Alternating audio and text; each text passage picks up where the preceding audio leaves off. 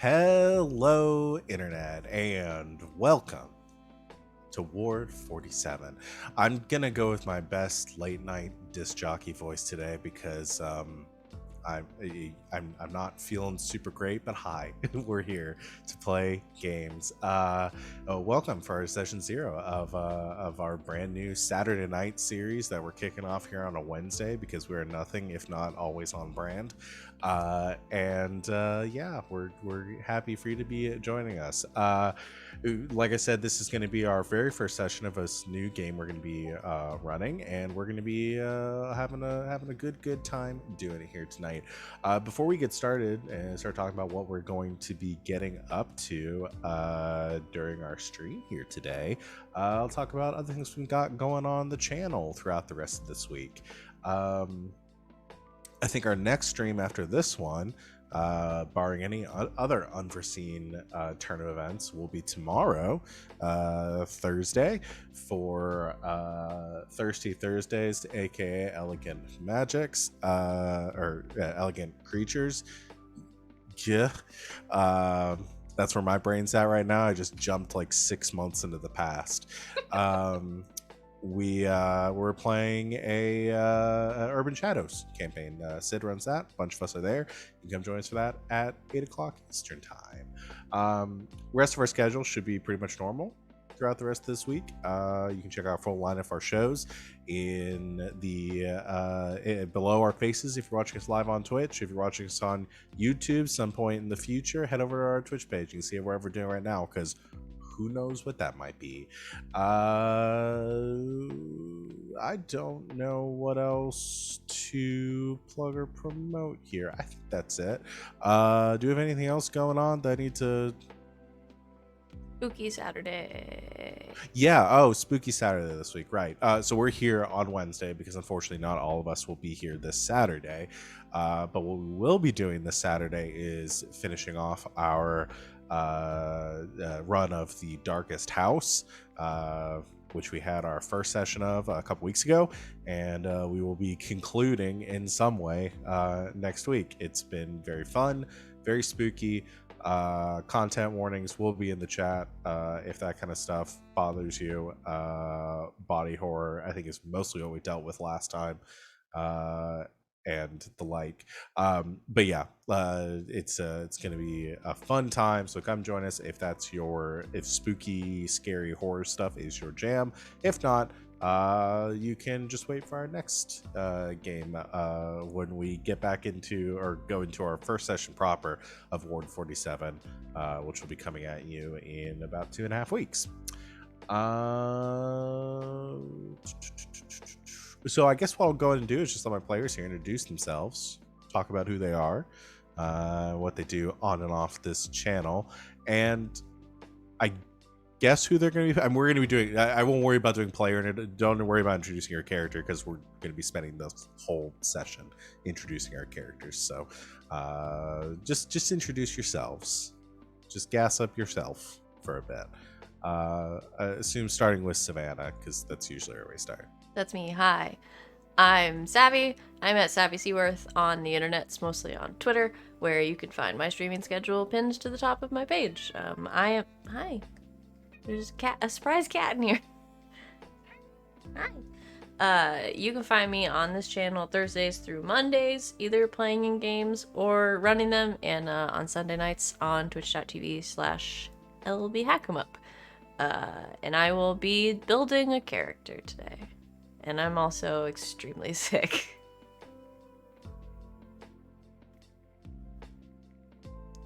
I should say who's next, probably, since I'm looking at it. RJ is next. Oh, hi, I think it's the same everybody. order we went in last time. I don't remember.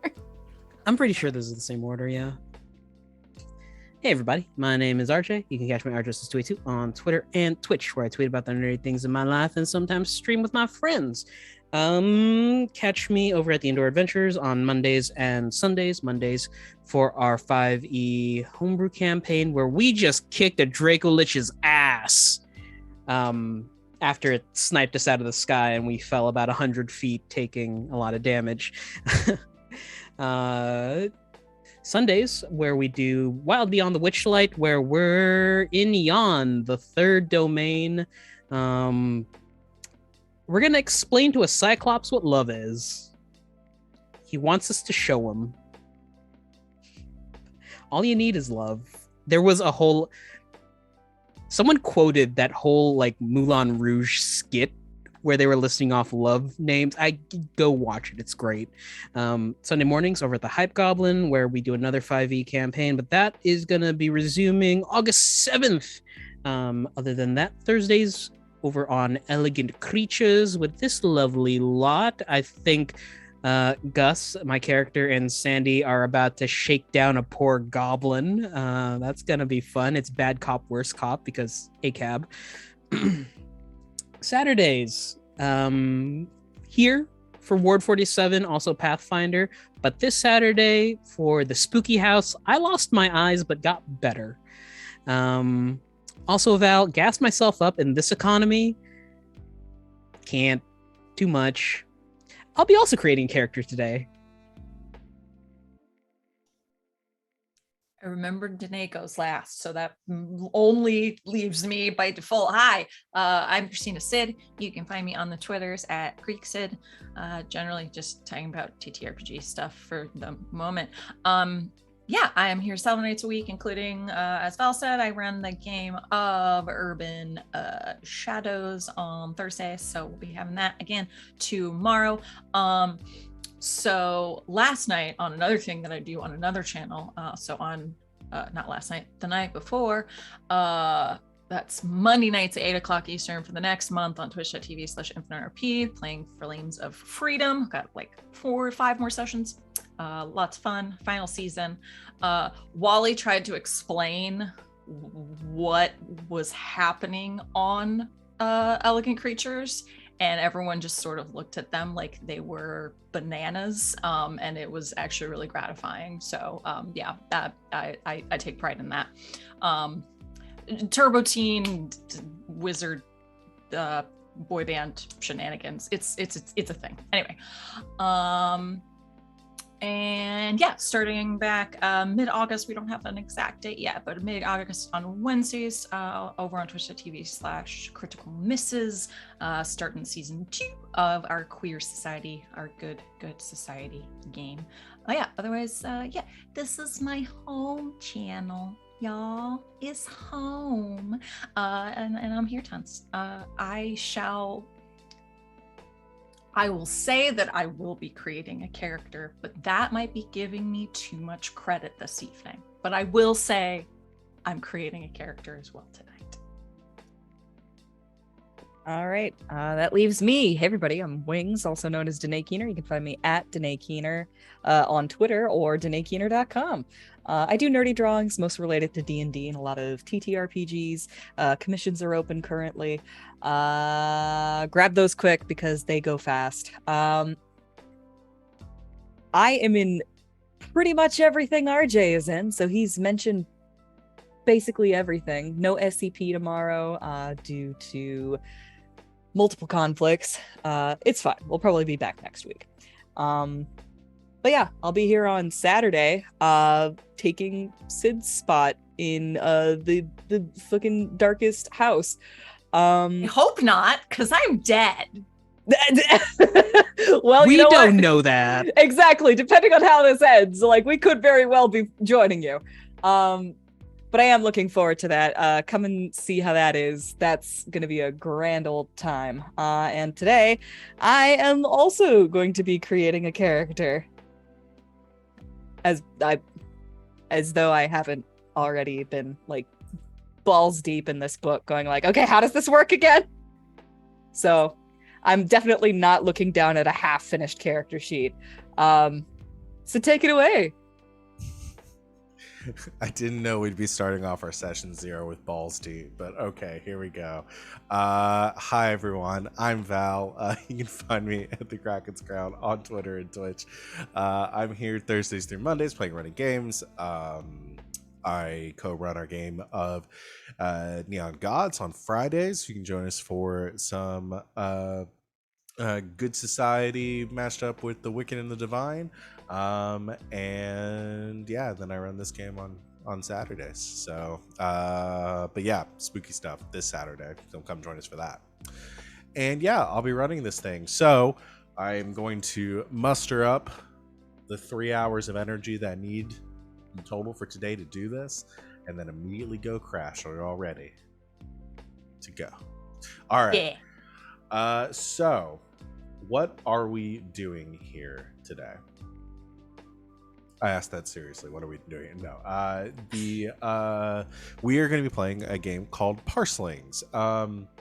Those out there watching, if you have not heard of this game, shame on you. It is a lovely game made by, who was the company again? Smungy Games. Smungy Games. This is a deck building game. It uses something called the choice system. It's a card-based tabletop game. Instead of using dice, we're going to be drawing cards, and players get to build their own decks of cards throughout play and through advancing their characters, and that will, as their decks improve, and their decks will improve as they improve, and that's kind of like the basic mechanic of this game. But Parslings itself, the setting for it, is essentially a dystopian future, or it doesn't have to be the future, it could be any time, but it's a dystopian setting where the players and some portion of the population have all been infected with these beings known as parasites, which are parasitic ink-like organisms that have infected their hosts' bodies and have form a sort of a symbiotic relationship with their hosts, where they feed off of the parasite feeds off of the hosts, I guess like their psychic energies, almost their drives, their desires, their motivations, and the hosts essentially gain abilities and powers as the result of this, forming and these people that have been infected are known as parslings. So all of you, for the purposes of this game, will be parslings. It is not an easy road. Parslings is they are largely sort of feared, discriminated against. They are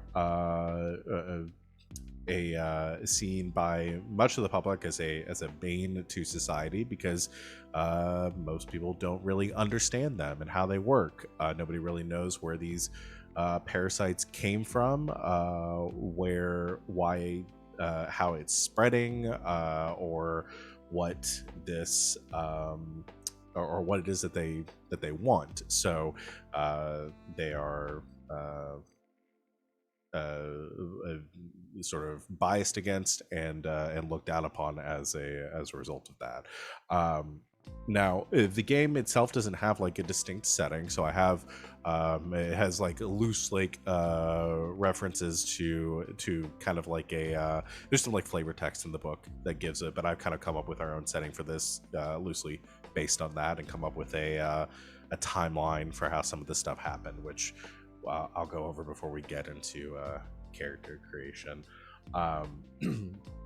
But yeah, the basic gist of the game, though, is that it's largely a game about survival, self-identity, figuring out who you are, your desires, and how those desires are butting up against the world around you. So a lot of it kind of has a sort of an anarchy, cyberpunk kind of feel to it, which is like fight the systems of oppression, and those sorts of themes all kind of come hand in hand with this sort of setting, or with this book.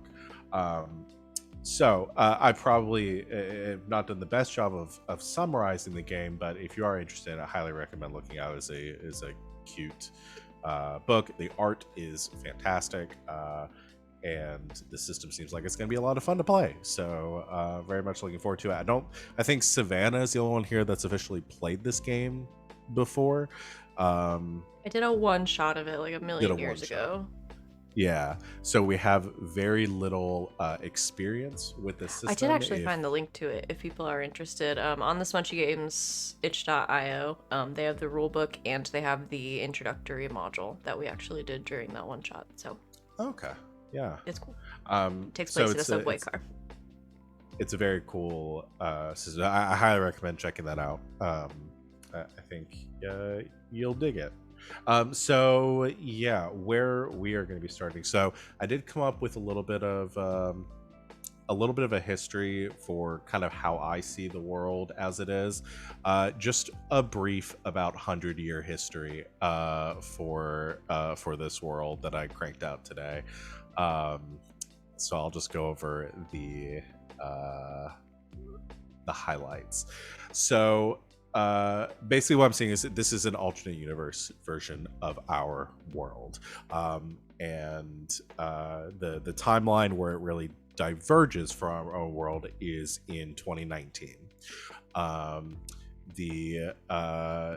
2019, a deep space scan revealed a high density object that was on trajectory to impact Earth sometime in 2022. Over the next several years, evacuation efforts began, as an ocean impact being most likely, possibly leading to severe flooding. Those efforts began in earnest sometime around 2020. That impact did take place in the Atlantic Ocean in 2022, leading to massive tsunamis.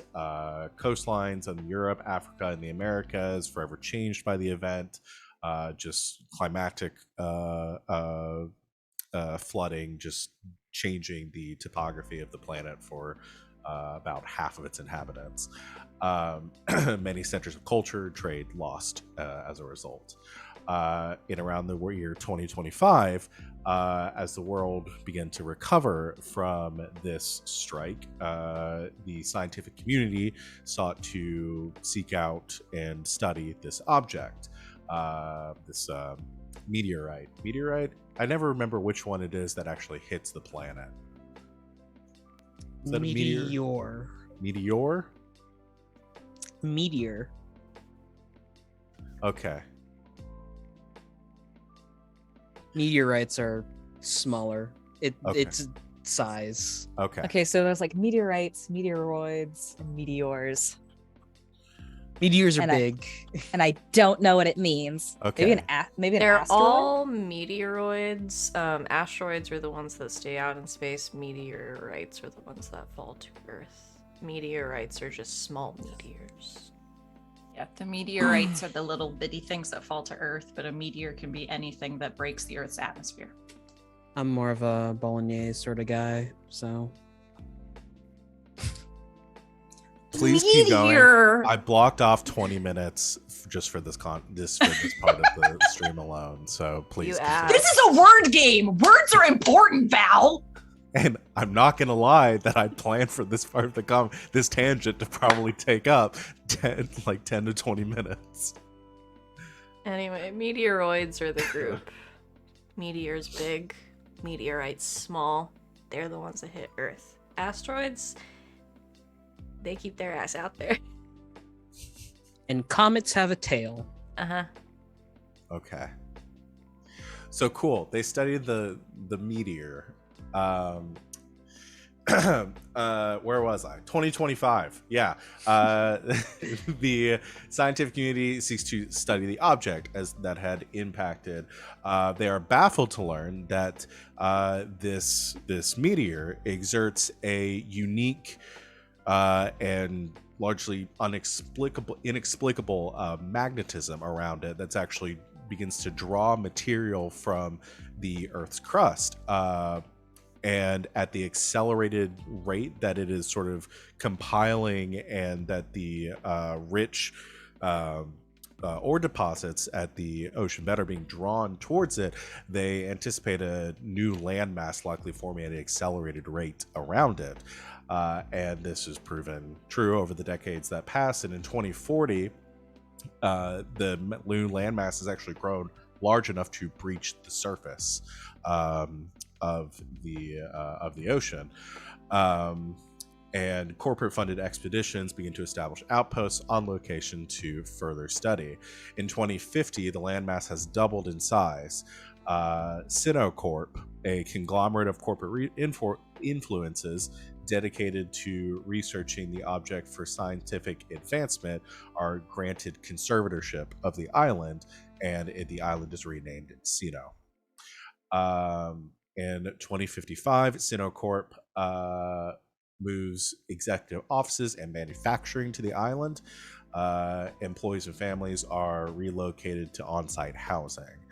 2063, Sinocorp surpasses rivals as premier tech manufacturer worldwide, largely due to breakthroughs from study of the object.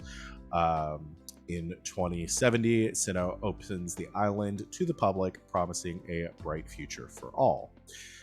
2077, massive population growths in Sino over the past 7 years take place from an influx of new inhabitants of the island.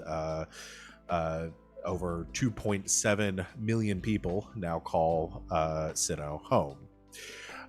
In 2095, Sino is named the City of the Future, boasts the #1 ranking in infrastructure, economics, education, safety, and healthcare.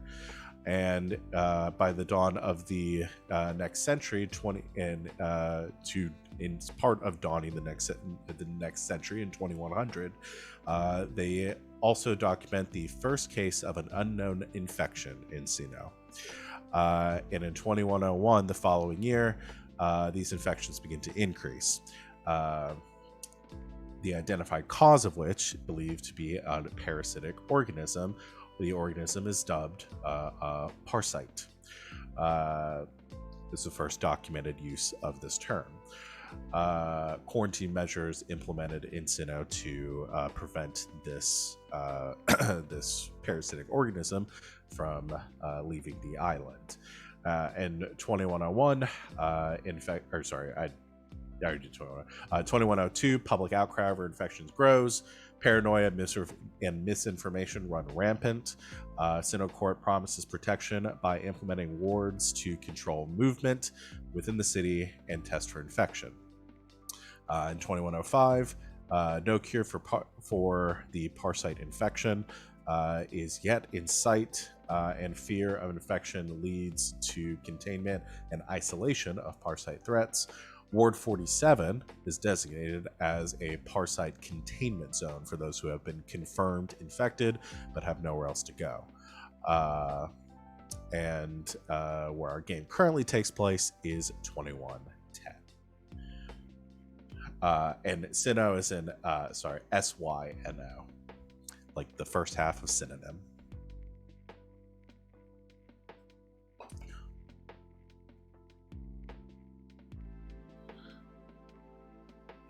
So that's a little bit of a history here. So where we are coming in for our game here is about 10 years from the first documented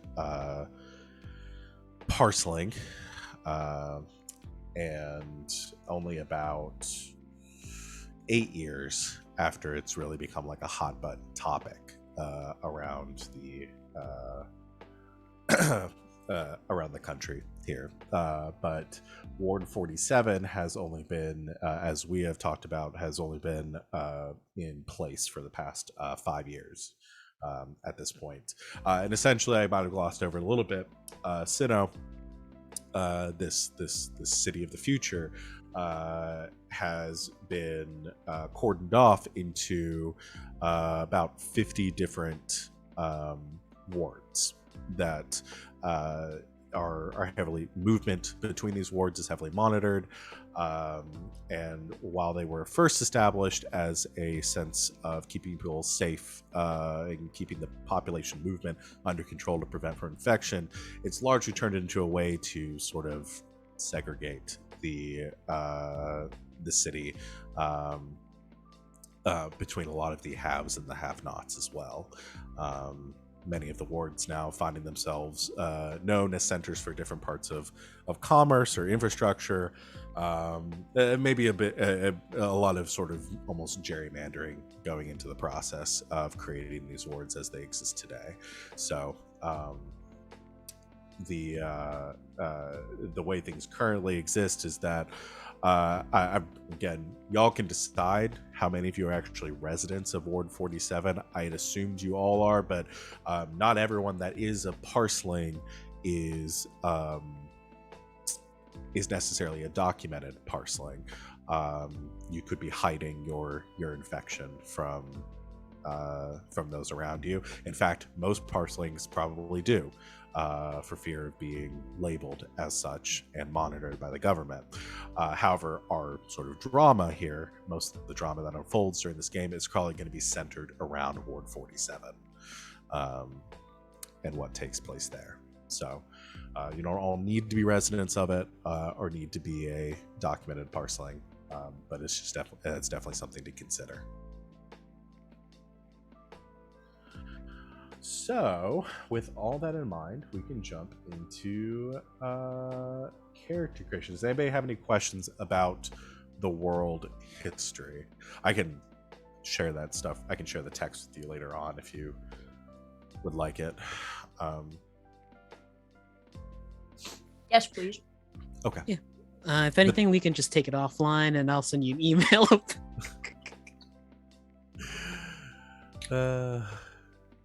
I apologize. I would You never expect you should. to apologize, RJ. Okay, let me see. There we go. Okay.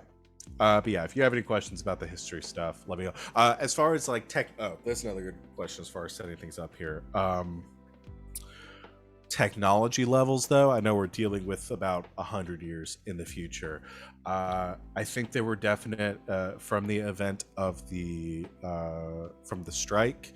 I think that set technology back quite a ways in development during those 100 years. I'm actually imagining that technology in Sinnoh is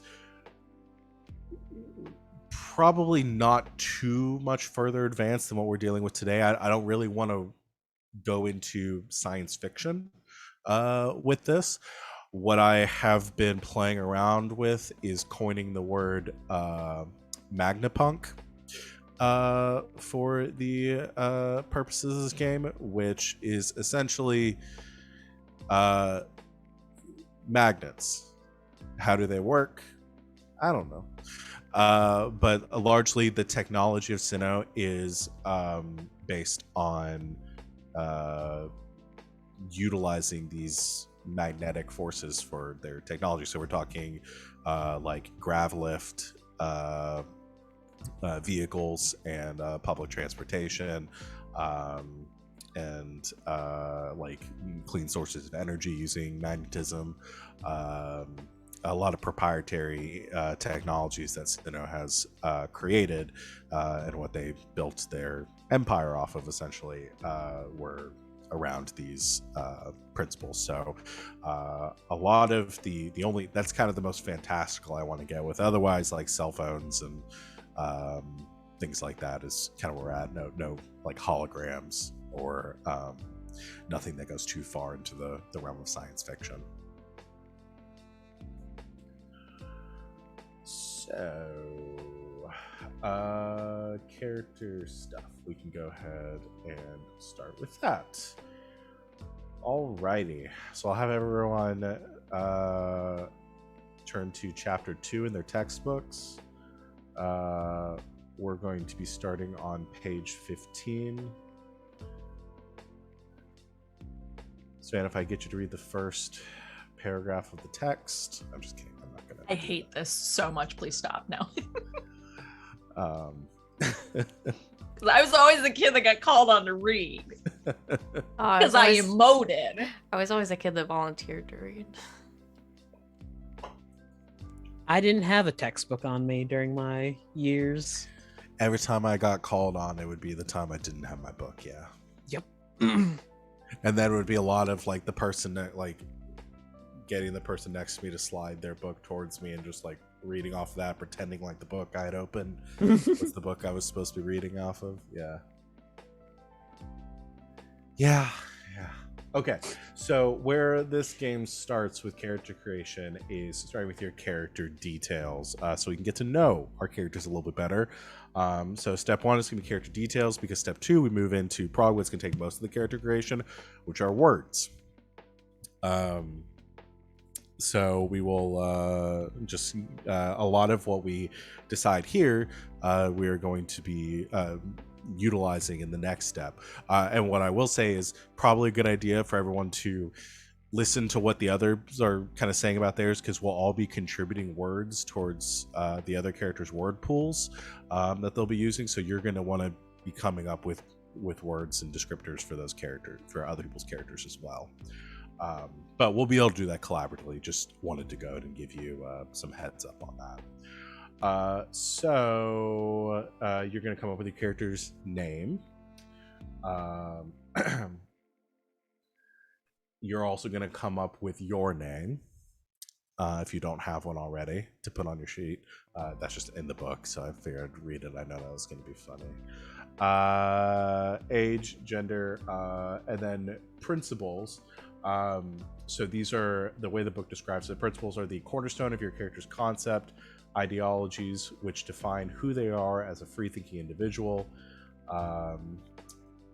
These are kind of like your guideposts for how your character behaves during play. Like fate high concept situation. Yeah. Okay. That sort of thing. Then you're going to do a description of your character's appearance. It can be as simple as their height, body build, skin, hair color. It can be more detailed than that. Then you're going to want a short description of your character's personality, first impression they give off, their drives, triggers, likes, and dislikes. History, kind of how you're visually. Again, you can have this as fleshed out or as like kind of broad as you want it right now. Essentially, just give us a brief idea of like what you're thinking. It's like, where did they come from to get here? Kind of what is their what might their past look like? If you haven't really done a whole lot of digging into that, then you can always flesh it out during play. And then the last is your goals. So goals that your character would like to achieve. This should be in line with the current campaign. So, the way that I'm envisioning this campaign is a lot surrounding this the kind of tension between like the corporateocracy,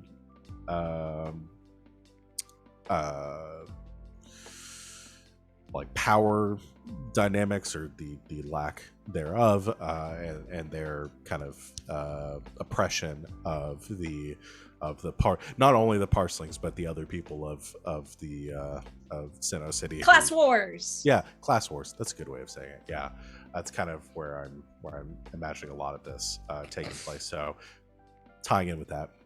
Sorry, probably your best bet. Captioner keeps thinking you're saying Cincinnati. Cincinnati.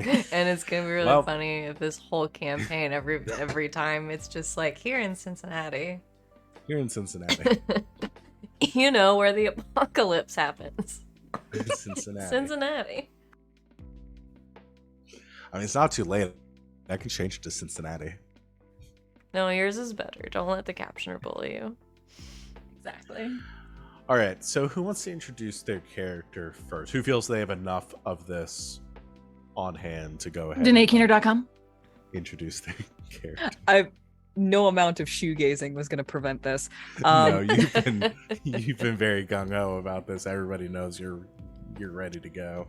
All right. Well, Go, I don't want to get too ahead of myself. How much exactly should I say? Anything within step one. So I would go and look at this as just like introduce your character. Gotcha. Okay. Yeah. Well, my character goes by Maury.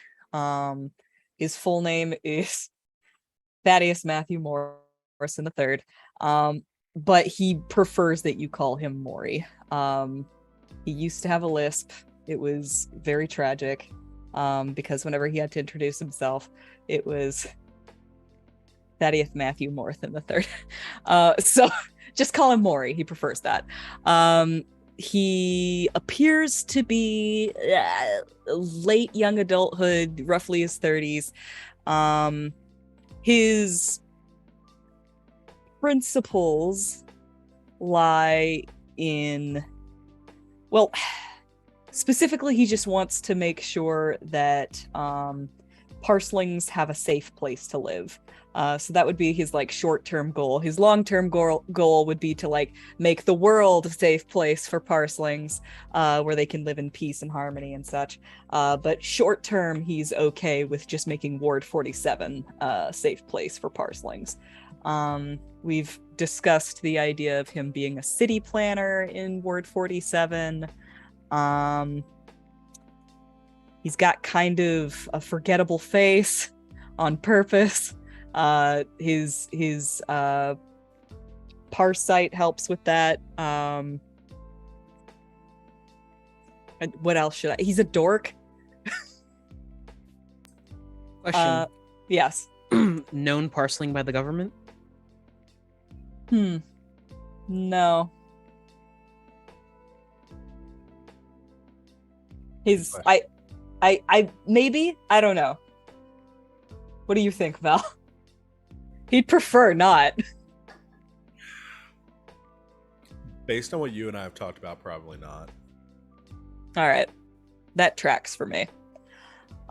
His appearance is, he's usually fairly well dressed. But whenever you try to look at his face, your eyes kind of just slide off of him, and you just kind of assume that you saw something there, but you didn't. There's really nothing there. He ain't got no face. How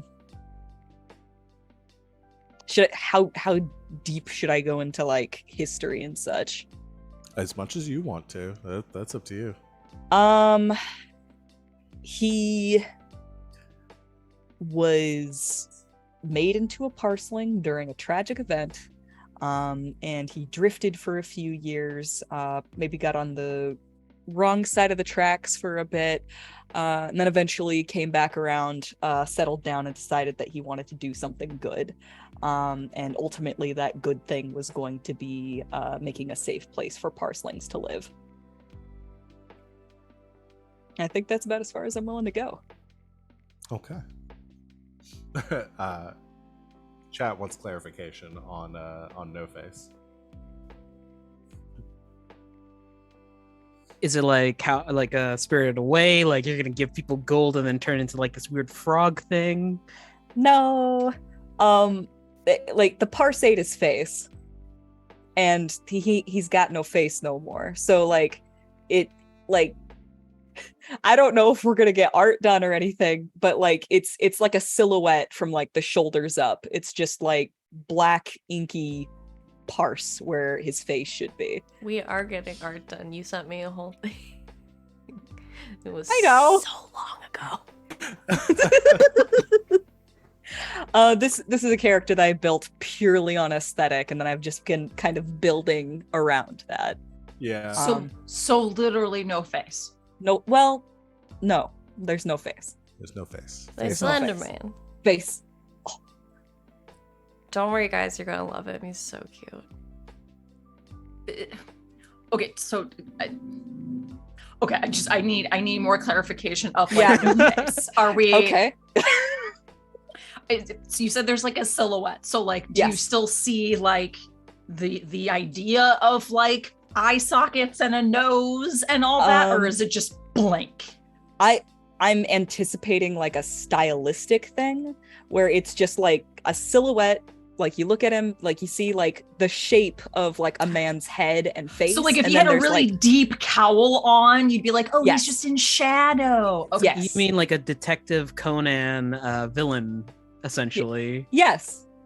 What I was kind of imagining is what's the shadowy dude's name? Like in Monster Camp. the one that's got the Yes, absolutely that. That The little- yes. Oh, the little Um, guy.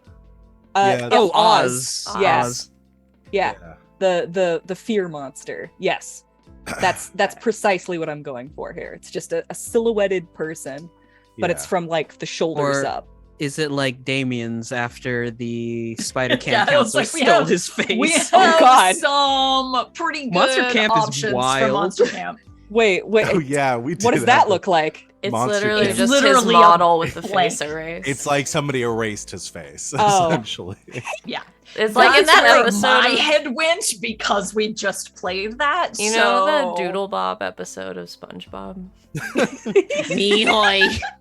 It's like that. Thinking as an artist and like stylistically, he's got like Spider-Man eyes where like it's just like the white scleras and they're like very expressive. That's what I'm imagining. Ooh, I yeah. like see that. it. Okay. But for the most part, like if he's out in public and he's not in like a parseling safe space, he's going to be using his parse to try and like just make people not look at him. Yeah.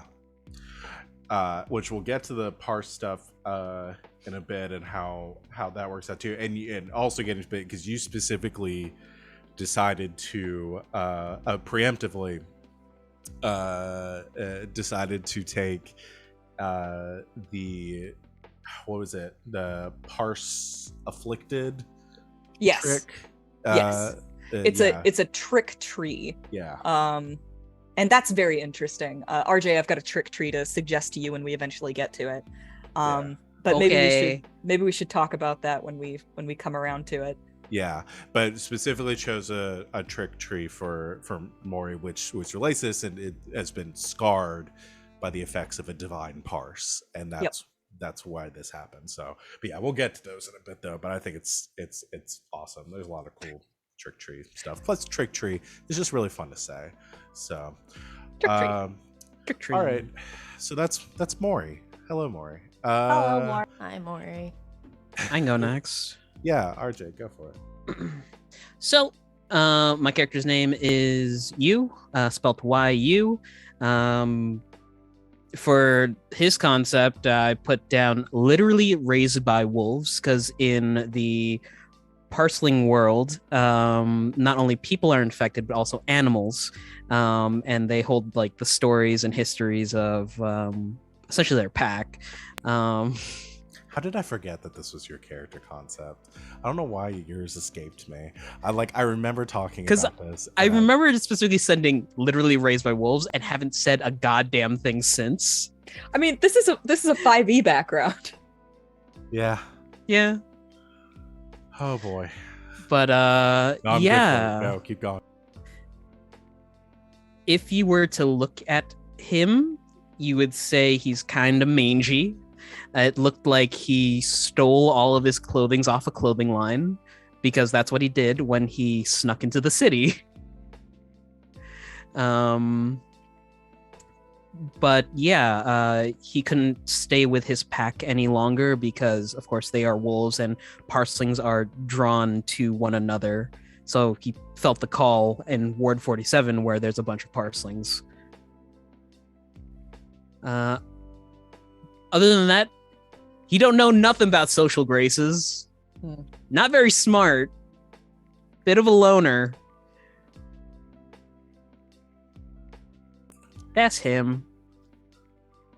I like it. So was here's my thoughts of it. So he was born on the island though, on Sinnoh, and Yeah. then and at some point was, I guess, abandoned at birth. I imagine it's because his parents found out, like, when he was younger, he was a parseling. Okay. And instead Yeah. of giving him up to, like, the government, they just let him loose in the wild. They just dropped him outside the wall and were like, okay, fend for yourself. That's the responsible parenting. Okay. You're the world's problem now. Yeah. And so now I have to decide, are these so if you want these to be literal wolves, I can come up with some backflips narratively to justify why they brought wolves to this island. But if not, we could say they're wild dogs. The wild dogs, yeah. Either if you want to be wolves, though, I'll make it wolves, RJ. I will wild put dogs, on this wolves, island for you. whatever. Okay, so like, are we talking about Well, like actual Awu wolves, or are we talking about lingua? Lingua, yes. Magic wolves. Magic wolves. Yeah. It could be. But for there to be lingua wolves, there would have had to be regular wolves at some point on this island. If this is a 100 years in the making, we could say that there were dogs brought over, but in the 100 years they've essentially devolved plus the parslings. Or someone was trying to maybe study the movement, pack patterns to maybe try to get a handle or study the parseling behavior of trying to come in together. Listen, invasive at some species. Point, somebody is going to be like, how do magnet affect wolf and bring wolf to island? Scientists are weird. Yes, Savannah. Somebody explain what lingua are to the chat. Oh, yes. So whereas when humans are infested with a parasite,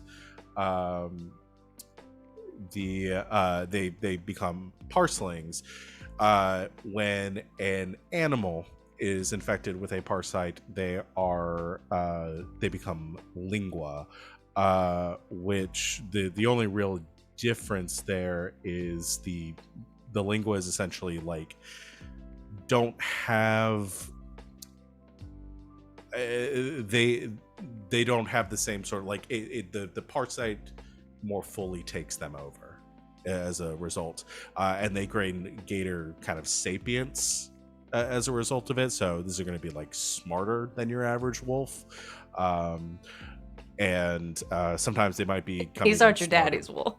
These aren't your daddy's wolves, no. And they'll sometimes even become smarter than that of humans, but they are driven by the nature of their parasite, whatever that desire of that parasite is. It kind of a similar. I'm trying to remember one. The name is for a human that loses for a parseling that loses coherency. Incoherence? Let me look it up. Incoherent. Yeah. Okay. Is that what it is? Yes, it's an incoherent. Yeah. So whereas a parseling has to maintain that balance, because if a parseling loses that balance, they become incoherent and essentially they become defined. They essentially become something akin to a lingua, where they become defined by that singular personality trait that their parasite has given them. I've been thinking of them as ink zombies. Essentially, yeah, they're ink zombies. It's really interesting, but I mean that's something that our players here will have to deal with, because you have a certain level of coherency while you play, and you can lose and gain coherency during play, and if you ever fully lose coherency and become incoherent, then you lose your character. That's character death, essentially.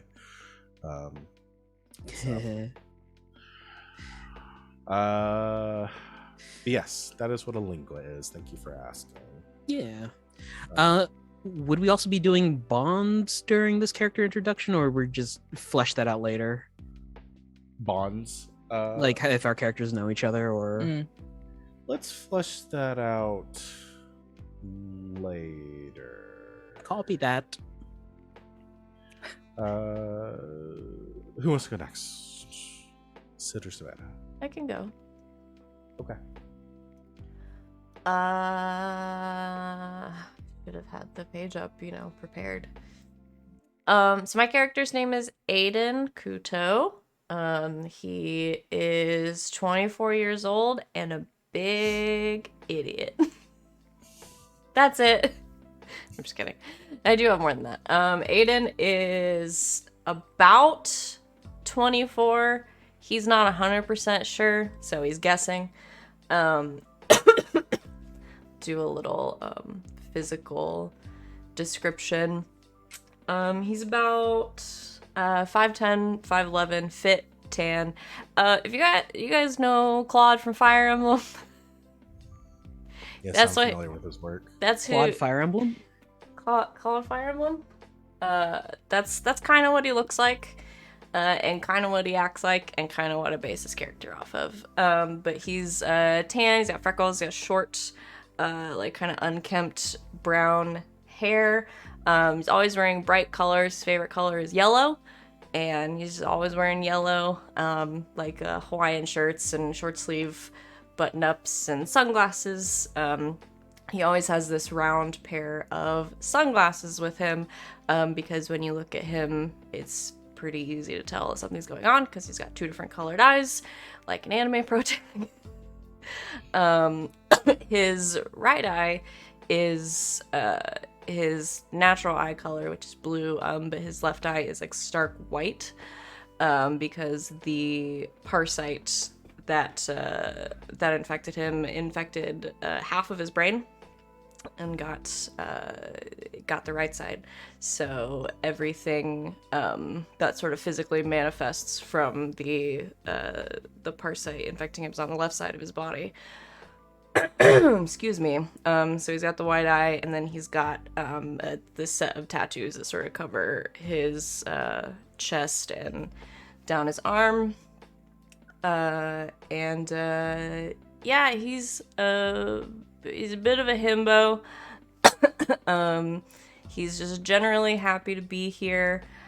But his sort of history is that he doesn't really remember much, because the parasite, when it got to him, did get to a lot of his brain and fucked up some of his memories along the way.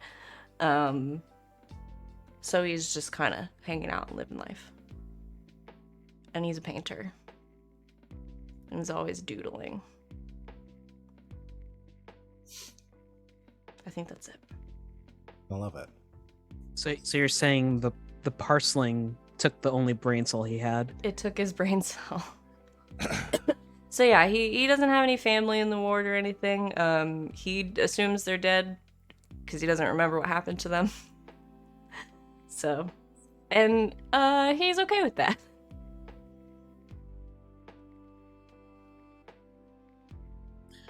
I love it. He needs a dad, is what I'm saying.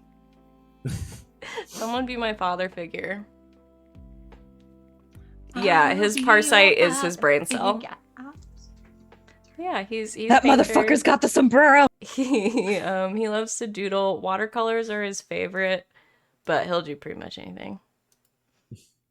He's probably responsible for a lot of the like graffiti and stuff that's around.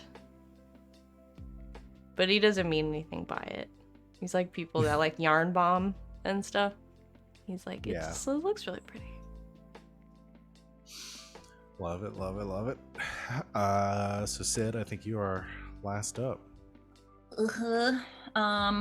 Okay. Her name is Amaris. Amaris. We made it so far. We almost didn't double up on any letters. I'm sorry. We did it again. We always do. It's happening. At least they don't. Amaris and Aiden does not. There's the first 2 letters are not the same. They're No. not the same. Like They do sound different. sounds. I gotta say though, it's now a Venn diagram because we've got Amaris, Aiden, and Mori. Yeah. Damn it. Yeah, you sort of ended up connecting 2 of the characters into a way that's going to confuse me. And then every time I say you, it's just going to make... RJ's going to make a joke about it, so... Yep. He did it on purpose though. So About what? Every time I go like, hey, you, and you go, yeah? Yeah. No, yeah, sorry, that I forgot to mention that because his name is you, it's because someone yelled "Hey you" at him, and he was like, "Okay, I guess that's my name now." we've gotten distracted. I want to hear about Amaris. Yeah. I do Yes, too. yes. Oh, okay. Tell me about Aiden's third best friend. Amaris is what's her name? Delia Dietz. She's She is a full blown weirdo, goth, all black. I have purchased like white goth makeup for this occasion, like full on goth. However, when this fucking parseling came along, it took her gorgeous raven hair and turned it every fucking color of the rainbow, and she's furious about it. She covers it up all the time. Yeah, she's literally wearing like a death shroud over her hair to try and not show it at all. Way too much, way too gleeful for her aesthetic. I'm thinking Amaris came from, she's like the youngest child in a very prominent family, either for the Sinnoh Corporation or some sort of like research facility or something, and she somehow got infected, and the family has been keeping it completely quiet. So and is now like fussing over her all the time, which was the exact opposite from before, when everyone just left her alone in her solitude and her, you know, existentialism. And now everyone's all, you know, up in her business all the time, and she's not a fan. She likes to write, usually very long, somewhat romantic musings. And yes, overall, she just wishes that you would not perceive her, I think. Yeah. And so what I'm gathering here is that you are definitely going to be wearing a rainbow colored wig and then trying to cover up said wig with a shroud. I will show you the shroud. Yes, I bought like almost like an infinity scarf shroud to go over the rainbow wig. Yes. And then a hat, obviously.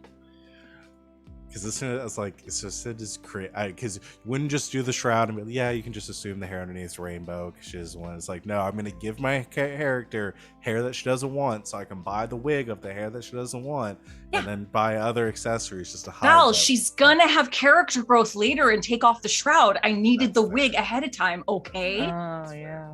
That tracks. So one thing that y'all have alluded to as well, good introductions. I'm very excited for this cast. I have a question. Yes. How old is Sid? Say your character's name again for me. Amaris. How old is she? Yes. She's 22, so she's the baby. Okay. Which also makes sense because she's also the baby in her family. Taking notes. Don't worry, I'll stop by session 0. I'll stop by session 1. Oh, taking notes. Yeah. So when other than some of the augmentations, the hair color, the no face, that y'all have alluded to is maybe some of the effects of having contact with these parselings. There are other things that all parselings have in common. One, in ways that they can be identified. One is that when they bleed, their blood appears to have ink mixed in with it. So it's that could be something that's easily identified. So imagine like red blood with like swirling black ink inside. And two, they all manifest tattoos, words that appear to be tattooed on their skin. That are the aspects, the words that are sort of inherent to them, and the base of their powers. Because the powers you use as parselings are all based on these words, and so whatever word that you end up having on you is a lot of where your ability to parse comes from. and one of the benefits to working with other parselings is being able to utilize the words they have on them as well. So obviously you get more specificity and more power the more words that you have at your disposal. Parselings will come together and form groups to pool their energies together to create effects based on their on the words that they have between them. So the step 2 in the process of creating our characters is to pick our words for our characters. All of you will have words that fall into 2 different categories: aspects and augments. Aspects are nouns that represent the core parts of your character and will be used in parsing to define the target of the parse. Augments are any type of word that can be used to describe your character. They are nouns, verbs, adjectives, or adverbs. So aspects are nouns only. Augments can be nouns, verbs, adjectives, or adverbs. So pretty much anything else. But they're used as descriptors. The method, there are 2 methods you can use in character creation. We're going to be using the 10-20 method, which we're going to be dividing up the word pool between all the players at the table, and everyone's going to be contributing words to your pool. So we have 5 people here. I think that'll give us, does the math check out on that? Do I have that right? If everyone gives 1 aspect and 2 augments. No. I'm sorry, what's the math? So evenly divide the word pool slots up of your character between the GM, your co-players, and yourself. Each other member will contribute at least 1 aspect and 2 augments. At the end of this process, you should have 10 aspects and 20 augments in your potential word list. Okay. So each of us needs to give 2 augments, and each of us needs to give 4. Sorry, 2 aspects, and 2 4 aspects augments. and 4 augments. Yeah. It has to be at least 1 and 2 each. So yeah. So everyone should do 2 aspects and 4 augments per person. So we should probably just do these as a group, focus on 1 character at a time, so we can talk it through, and do these together. So who wants to start? Who wants to get picked on first? We can go reverse order. You can pick on me. Okay. I was about to say, bully me. Start with Sid. All right.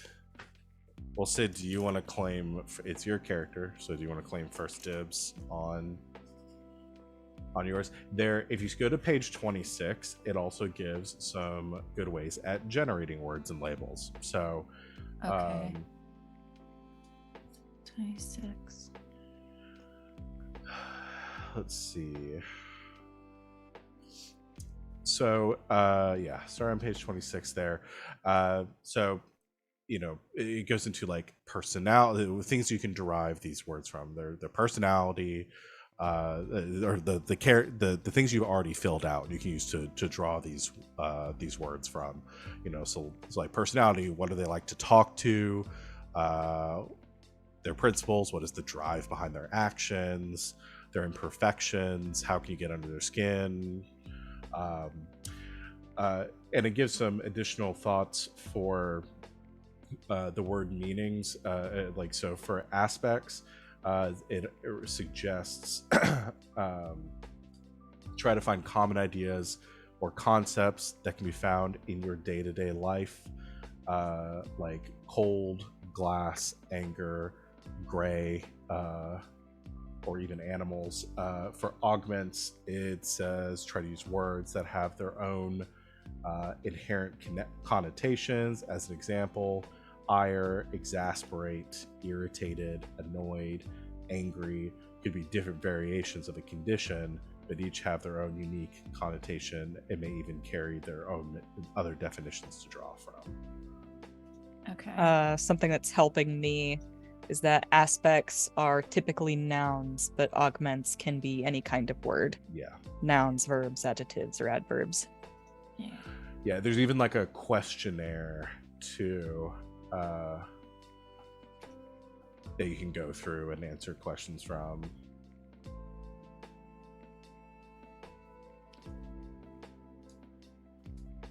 When used in a parse, an aspect represents the target of change or creation. And an augment, when used in a parse, is used as a tool to modify the selected aspect. So, like, aspects are kind of things all to themselves, whereas augments are meant to alter aspects. Yes. Thinking out loud. This is not me explaining things. This No, is me no. trying No, to you're understand. good. This is super helpful. Okay. Aspect. Raven. That is both an animal, that is a color, but I'm going to go with the animal aspect here as noun. I like it. Like it. And silence.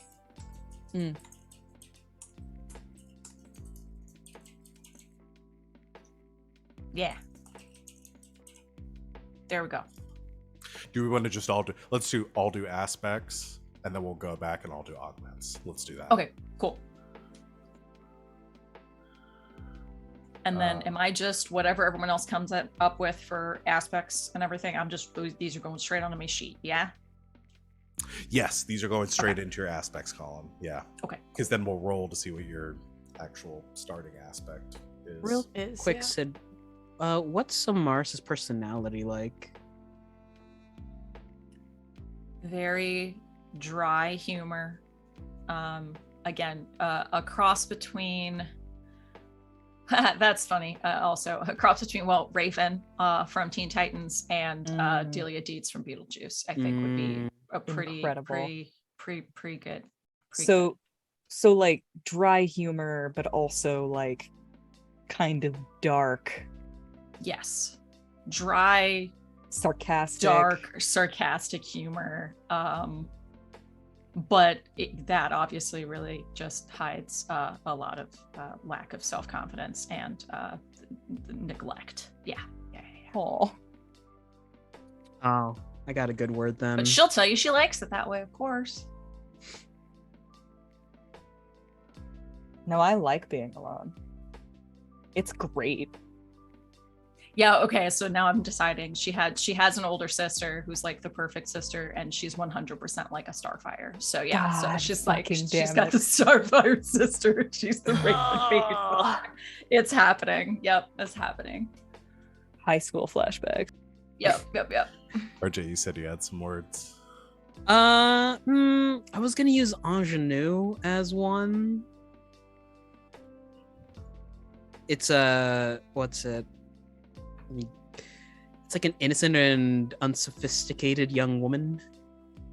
It's also like the romantic young lead. The leading lady, yeah. The leading lady in a show. She would hate that. Okay. I got 2 words for you. Fuck you.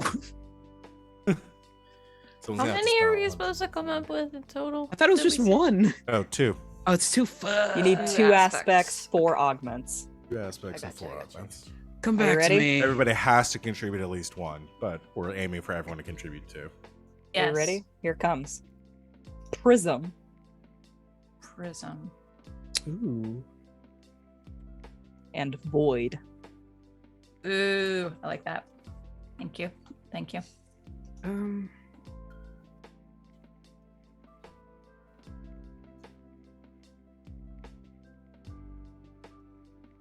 Is that right? Sullen for my second one. Good. I think it has to be. Is that a? Oh yeah, that's noun? not sullen is a descriptor. Has It's to not a be a noun. It's gotta be a noun. noun. It can be a noun. It's a sulky or depressed mood. Though it's That's archaic. still a- Yeah. that's a case of the sullens. Yeah, no. Morbs. No, that's also an adjective. God damn it. All the good ones are adjectives. She's got a case of the morb. Stand back. I'm gonna morb. It's morbid time. It's morbid time. Oh God. Come back to me. I'll go look at thesaurus.com.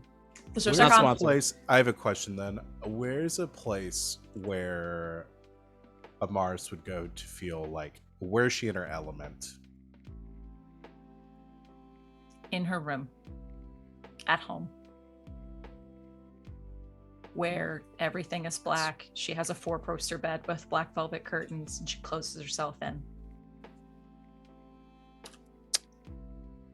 Motherfucker, you're gonna make me open up a thesaurus. It Fucking says in hell. the book you might want to have a thesaurus. Yeah, That- it does. say Ready. that. I know I what have the Japanese equivalent of that is. It's a hikikomori, but I don't think you want to put that down on your fucking. That's a shut-in. I have 2. Go ahead. Go for it. Mystery and velvet. Nice. Velvet.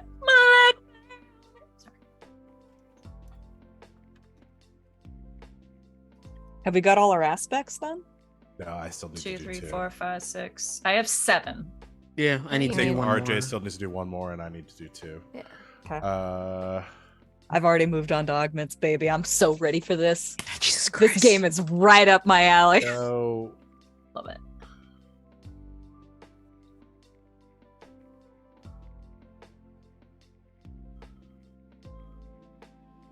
I want to go.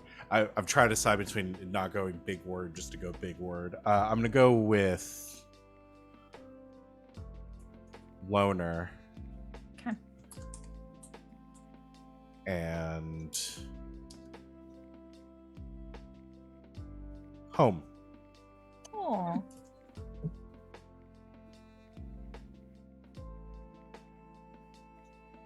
Is gloomy a noun? Nope. No. Adjective. It's an adjective. Okay. Ends with a Y. Gloom? Yep. Ah, gloom. I think a gloom. Actually, is that right? Gloam, which is twilight or the darker part of twilight. GLOAM. AM. Yeah. In the gloaming. Beautiful. In the gloom, in the gloam. Perfect. All right. I got 10.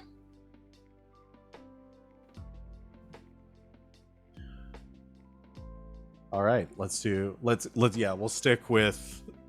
Do one everyone's aspects first. Well, no. Let's because we're already in the mindset of this one one character. Oh, okay. Let's go and do the The augments. augments for Yeah. Amara. Okay, so I need to do 4 for myself, right? Yes, Okay. And then how many are we going to? 2 each? everyone contributes 4. 4. Yeah. Okay. We got to knock these out because I keep writing shit down. I'm too gay to do math. All right, I've got one for you if you're ready. Go for it. Chromatic. Ooh, that's a good one. Manic. I'm coming at you with all the rainbow words. Woo! Won't let you forget.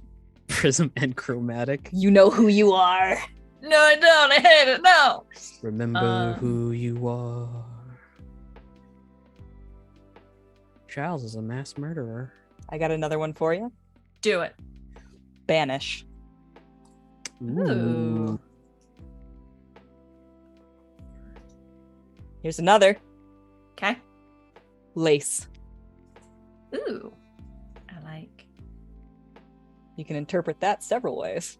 Mm-hmm. But also Okay. goths do love their lace.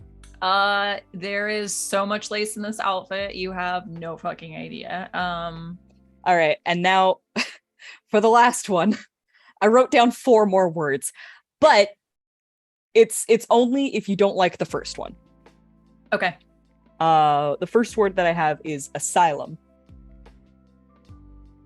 Ooh. No, I like that a lot. All right. I'll leave some words for the rest of you because I will just keep on saying shit. I have 4. Okay, go for it. Kaleidoscope. You have fun spelling it. I didn't try. I got a question. Are these randomly determined at the end? Mhm, Yes. You have to roll. Oh, fucking! I Uh, want all the rainbow words. Poetry. Okay. Startling. Okay. And insignificant. Insignificant. Like that.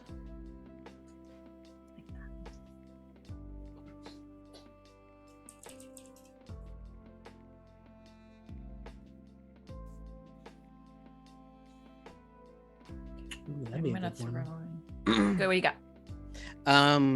I have one so far, and it's Brood. Brood.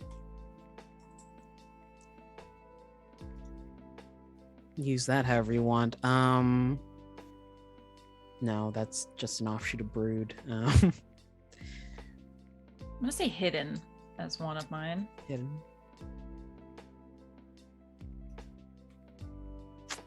Oh, this is where we can just go with any word, huh? Yes. Um.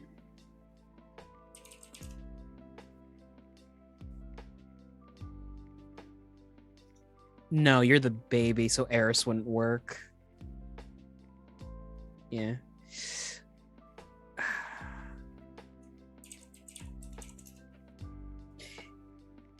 It's Google time. We'll get faster as we go through this. I guess I'll say elite too. I mean, she def comes from the nace. Mm. Goth as a word. I mean, that It's Something. it's literally Yep. using a descriptor, so they might Yep. as well.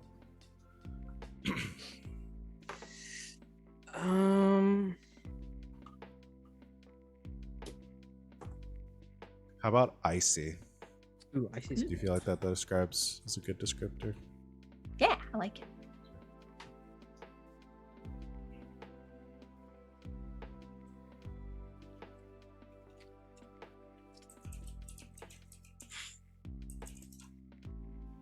I'm just okay. I'm sorry.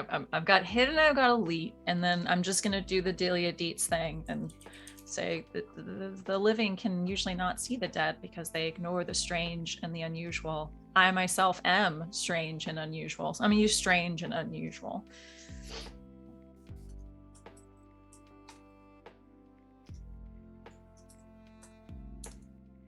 There we go. Hmm.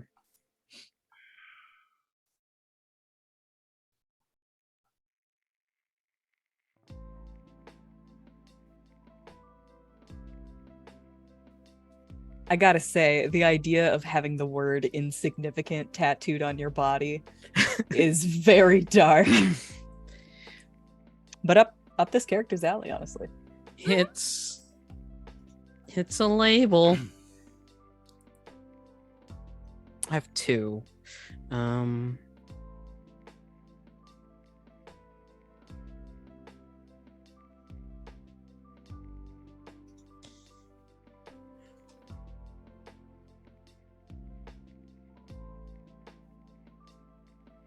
Oh, is that?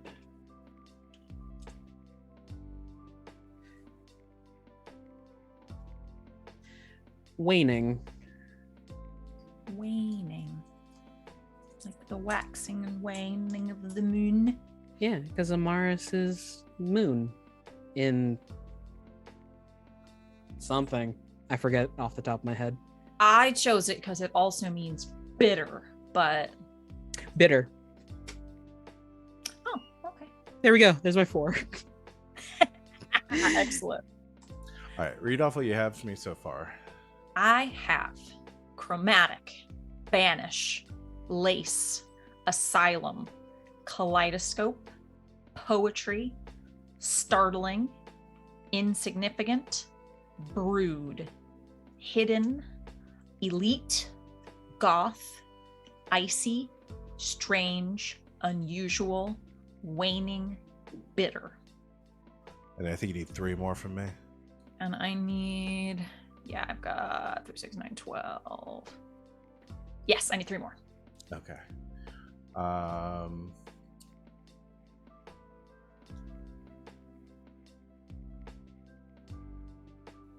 And you said that one of her motivations is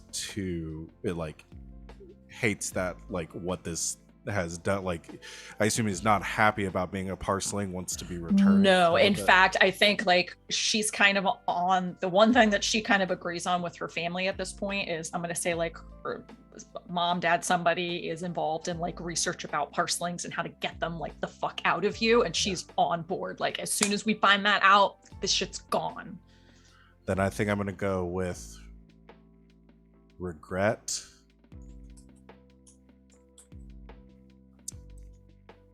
Past. Okay.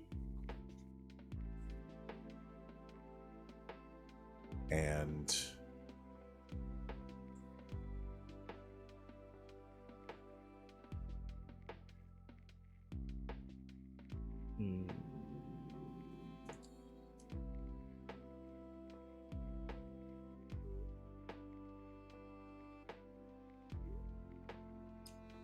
varied.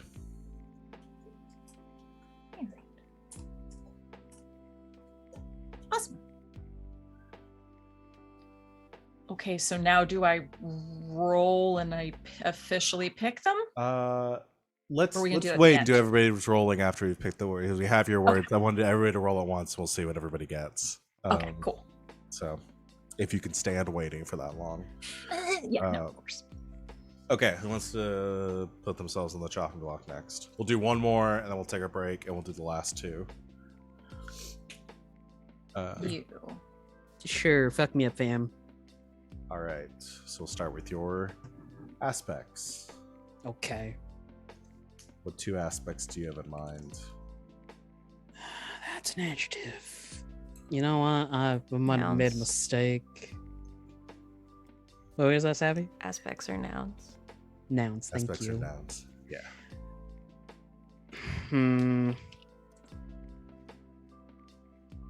Do you want my 2 that I definitely don't already have? Please. I have 2. Give me some ideas. Survival. Mm-hmm. Ennui. INNU. ENNUI. EN. Ennui. No, my name's Henri. Haha.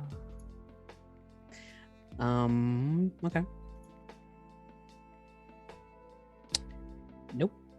I got one. Yes. Freedom.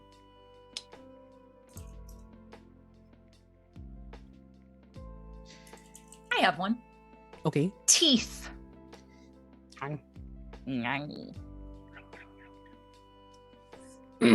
Not the movie. Never the movie. God, that movie. Oh!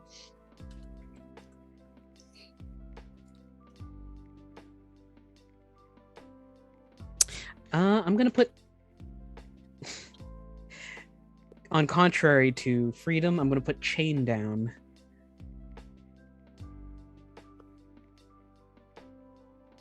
Maybe This just one- chain. Chain, yeah. Yeah. Because I don't think that would be a noun. No, I was saying in contradiction to freedom, I'm putting down chain. Oh, okay. You said I'm putting chain down, and I think we all thought that chain down was. Oh, no. You were putting Chain is the chain down. Got it. Okay. Okay, here's my second one. Stray.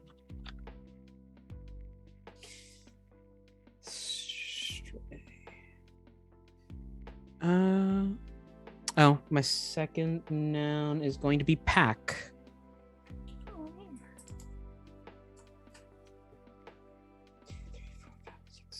I've got 7. Survival and ennui from Savvy. Freedom and chain from Danae. Or freedom and stray from Danae. Teeth from Sid. And then chain and pack for me. So I'm missing one from Sid, 2 from Val. I'm gonna say Ward. Ward. 1, because we can always go, hey, they said the name. But also, yeah, he was a ward of the pack of She fucking was a wolves girl. that raised him. He was a wolf. Can I make it any more obvious? And also, I think you could have a lot of fun with that word because it has many connotations. Yeah. I'm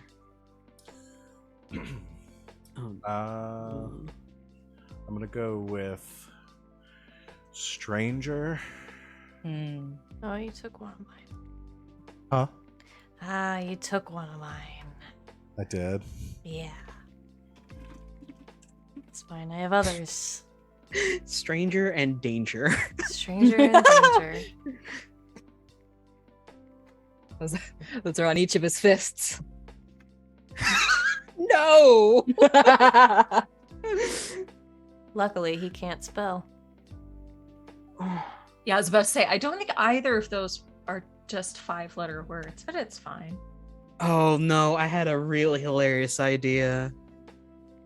Gullible, and it's tattooed on his forehead. Actually, no, I'll save that for Aiden.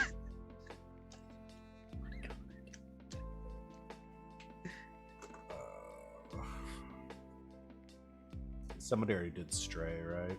Yes.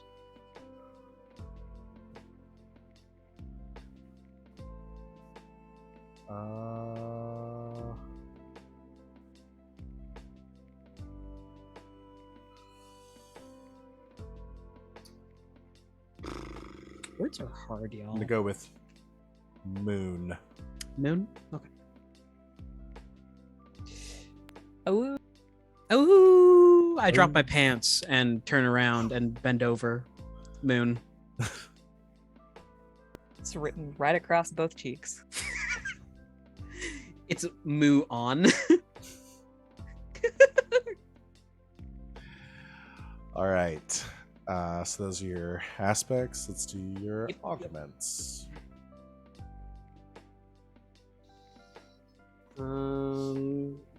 Augments. I got one. Fur. What? Fur. And the boots. Apple bottom jeans. Hooray. I specifically didn't go there. Rampant. That's a decision that you would need to make. Rampant. I have some Yeah, hit me. unpredictable. In every way. Brawl. Everybody's here. Layered. Like ogre. Okay. Like ogre.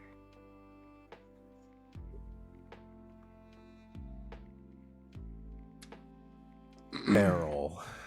Damn it, that was gonna be mine. Take that. I will. I got- And add it to my list. Oh, okay. I got 3 more for you. Yep. Break. Break.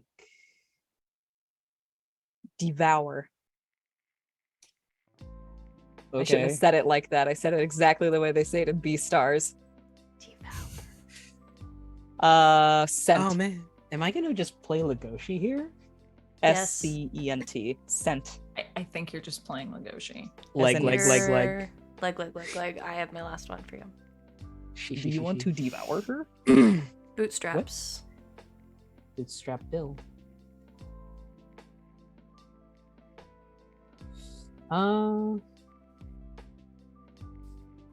Okay.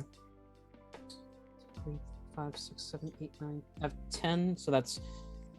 I'm still missing 4 from me.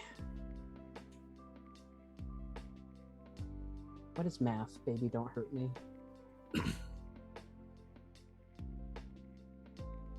Yeah, 4 from me. Bootstrap is savvy. These are Danae. Who was sent? Do you have hunt already? I do not. Okay. Oh, damn. We really should have that one, huh? Yeah, That feels important.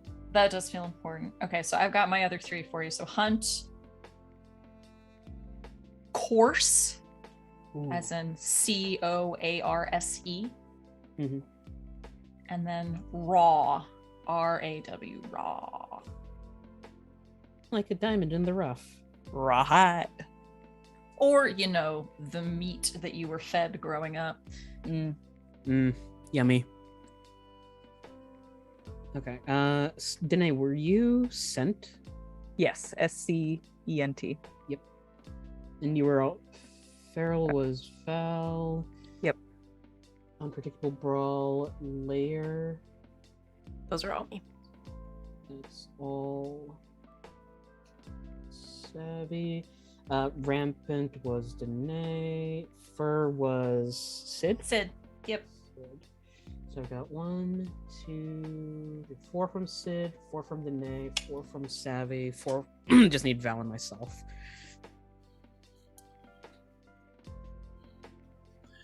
How about dogged?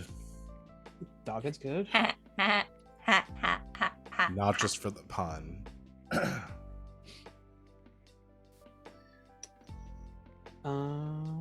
Okay.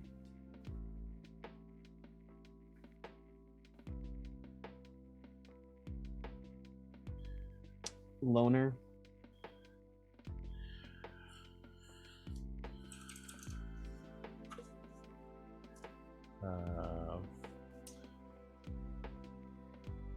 Misplaced. This place is a good one.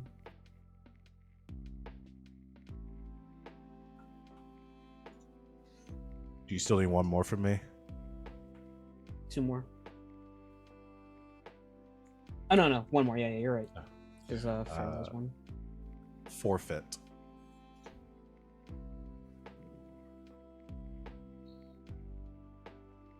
I'm gonna add Pariah.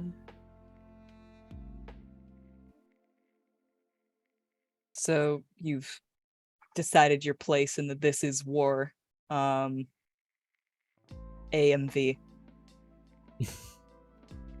This is. I'm gonna have to go listen to that on break now. Thanks, Danae. All right. Is that I'm missing 2 more. okay? So you just need 2 more. I will take. I'm open to suggestions. Lost. Lost. I'm lost. Lost. Ohana means family. Oh shit, think of Stitch things. Gremlin? It's not. I'd also about like loyal or something. Hmm. Oh, yeah. Loyal. That's Right. everything. Hell yeah. Bam. 4 for 4. Claw. Cool. It moves. All right. I've already got a lot of. I got Brawl and Hunt. I don't think I need Claw right now. You also have teeth. Are you sure? Are you sure? Because no law. We need a break. All right, let's go and take our break, y'all. We'll come back and create our words for our other 2 characters, and then we'll wrap it up. So, thanks everyone hanging out. Go stretch, take like a 5-minute power nap, whatever you might need. We'll see you all back here in a few minutes. And welcome back, Internet. Thanks for hanging out with us while we took our break. We're gonna finish up our character creation here. We're finishing up, coming up with some more words. So, got 2 more characters to get through. So, also do Maury and Aiden. Who wants to go first? Or should we just keep going? I guess we'll just keep going in reverse order. Let's just go with Aiden. Sure.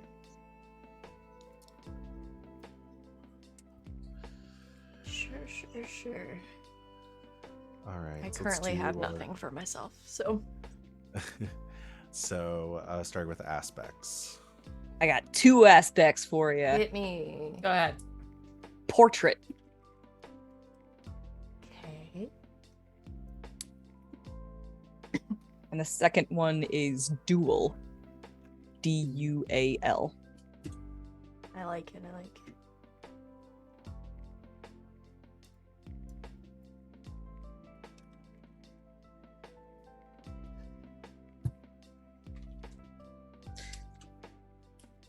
Nope, that's an adjective. One of the ones I'm gonna give myself is heart.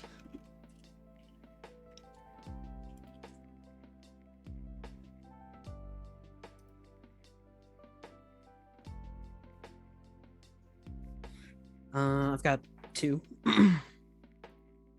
The first one is sketch.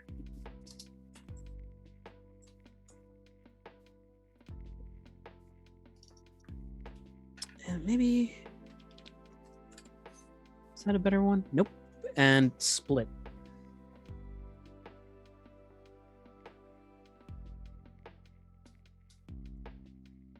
The other one I gotta do is yellow, right?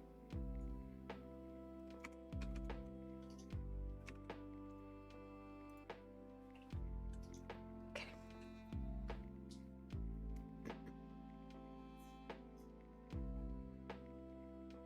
Four more. How much are you basing this character off Claude Fire Emblem? A lot. Okay, Trickster.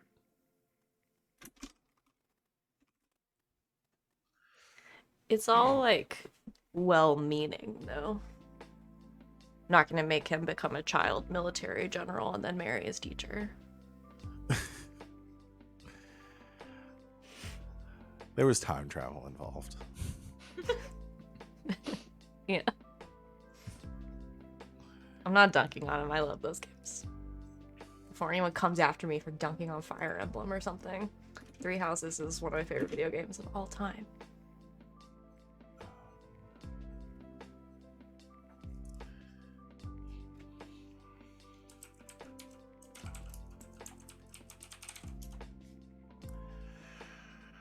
So dumbass is officially a word. Of course it is. They don't have to be words by dictionary standards. Okay, I'm gonna go with dumbass. This is also a word that will be tattooed somewhere on his body. He's Which fine I with feel it. like would be even better. He's fine with it. Okay. Aiden's the kind of person who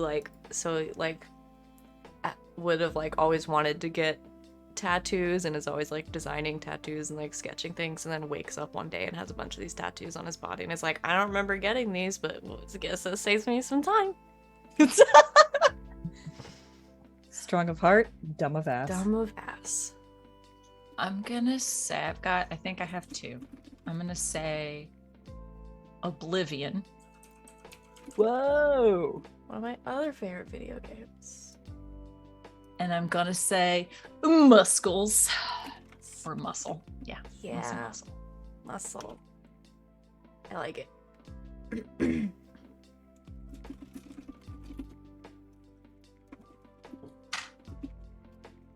Okay, that's all 10 of mine.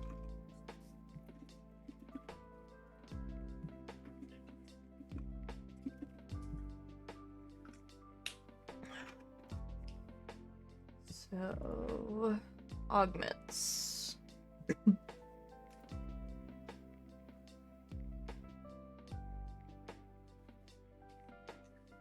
I got one. Scumble. The fuck does that mean? It's a watercolor term. I like it. Scumble. Are we on to augments? Mm-hmm. Yes.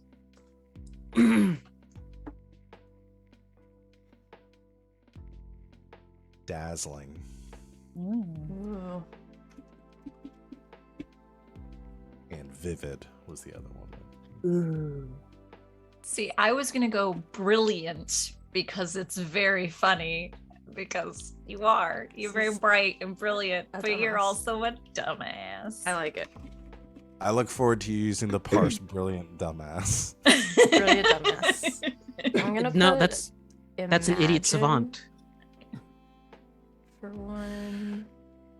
I only A refer to it as parsley. brilliant dumbass now. JoJo's Bizarre Adventure, brilliant dumbass. Brilliant dumbass. I'm gonna hit you with all paint words. Are you ready? Mm-hmm. Palette. Okay. Flood. Say it again. Flood. FLOOD. I heard blood and I was like, that did might be a too. paint word. That's an art word to me, baby. I love it. Ooh, that's a good one. And I have like 10 more written down here. I'm I'm gonna wait and see what everybody else says Okay. before picking my last one. Sanguine. Ooh. I actually like that word a lot. I'm also going to put memory. And not be your memory. Oh yeah, because he's an amnesiac. Who knows? He might just be extraordinarily dumb. All right. I got a few more for you. Okay. Right, that's what the Oblivion's about. Okay, so I gave you brilliant, and then I'm gonna do some painty ones. Stain. Okay. And brush. But also you said the whole thing about the right side of the body, so I'm just gonna say right.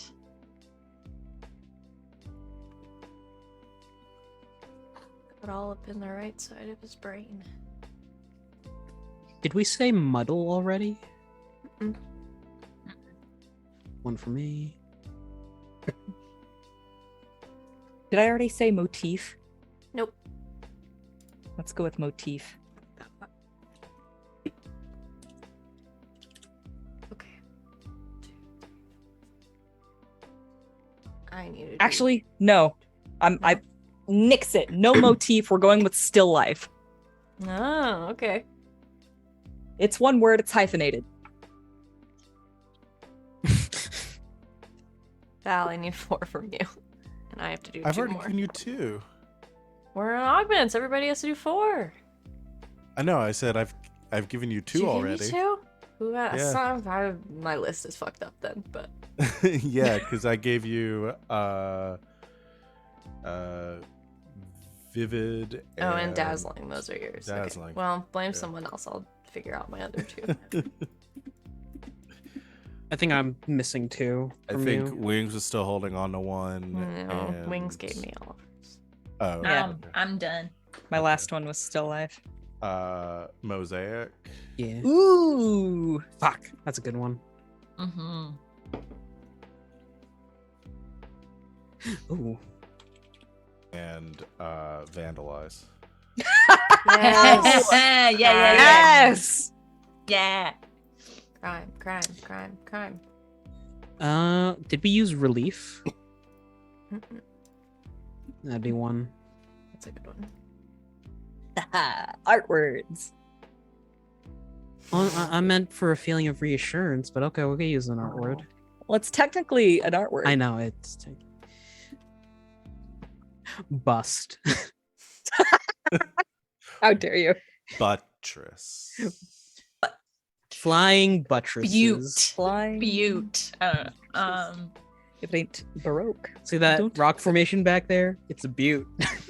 Oh my god.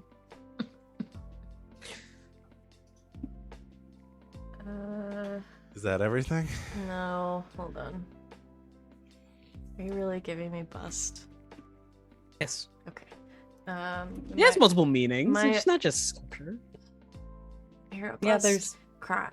there is actually a lot of meanings for bust. It's Yeah. surprisingly versatile. I just need my other Bust a 2, nut. which are going to be choice. I'm going to assume that I heard bust a gut just now. Yeah. Yeah, yeah, sure. And not. Definitely. Yeah. Aiden is really dumb, and so when he thinks something is really funny, he says it made him bust a nut instead of bust a gut, and he doesn't know it's Oh wrong. my God. Please. Baby, no. He doesn't know it's the wrong thing to say. No one will tell him because nobody wants to tell him what bust a nut means. I was drinking Dr. Pepper, Savvy. Wait, Damn it. You know what's even better? I don't know social norms, so you will probably pick up bust a nut too whenever something's very funny for him. Just gonna walk around saying, Is the entire "It was party so gonna walk funny, around I saying busted bust a nut? nut." Seriously? It was so Just funny. like my dad. Remember my busted a dad used nut. to say like what you say instead of fist bumping. Fist pump. Fisting? Fist pumping. Oh no. Yeah. I need one Hmm. more.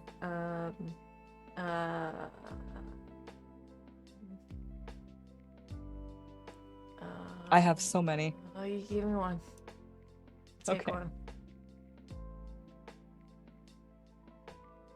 Because you said the What'd you word say? scumble, and now all I can think of is scrungly, because I've been watching way too much Joffrey, and I don't want to put the word scrungly on my He's a sheet. scrungly guy. This is a scrungly little guy. Do you want me to just read, like, rapid fire read the rest of my list? Yeah. Okay. Motif, divide, composition, blend, and tone. I'm gonna do blend.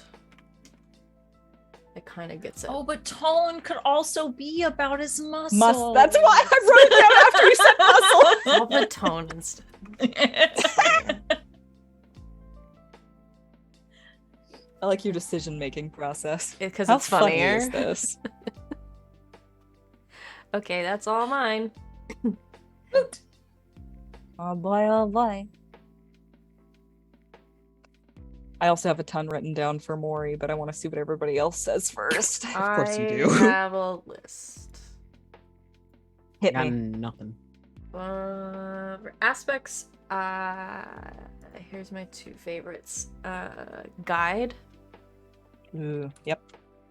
and reflection. Yes. I'm gonna be so excited about all these words. I got aspects for you. We're good at Hit coming me. up with words. Good Society trained us for this. Yes, it's true. Blank Ooh.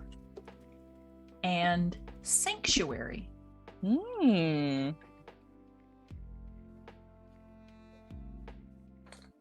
Alright.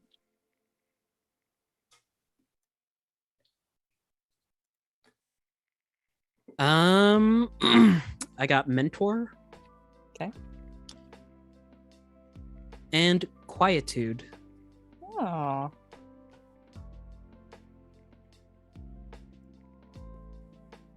You got anything for me, Val, or do you want me to go first? No, I can do mine. I'm gonna go with Harbinger. And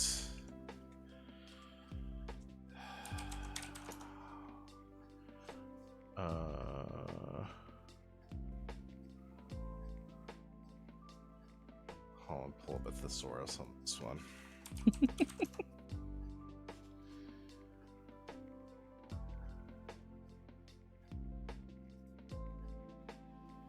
Now, is that a noun? The brain has stopped working. Yeah, and casualty. Oh, Jesus. What was that one? Casualty. Casualty. That is beautiful. I see where it comes from. All right. My words are going to be silhouette and liar. Oh. This is a charisma build, y'all. Who's got augments for me? I do. Oh shit, I lost. I can just give you 4 of mine. Do it. Grace, Tower, Ooh. Aura, Yes. Oculus. Ooh.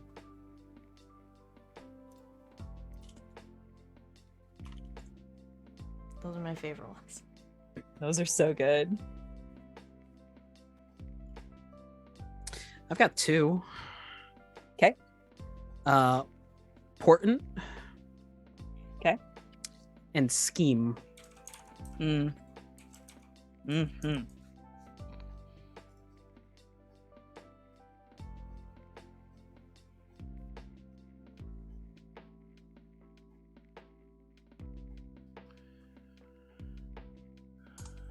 All right, I've got one.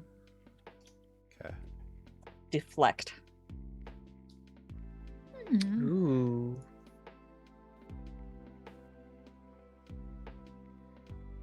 Uh, Ah, shit.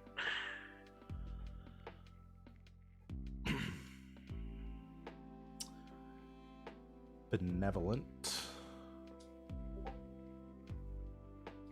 and clandestine. Ooh. Love it. Is Shadow on the list? No. But it can be. Yeah. I guess Shadow and Hidden? Hidden? Yeah. Okay.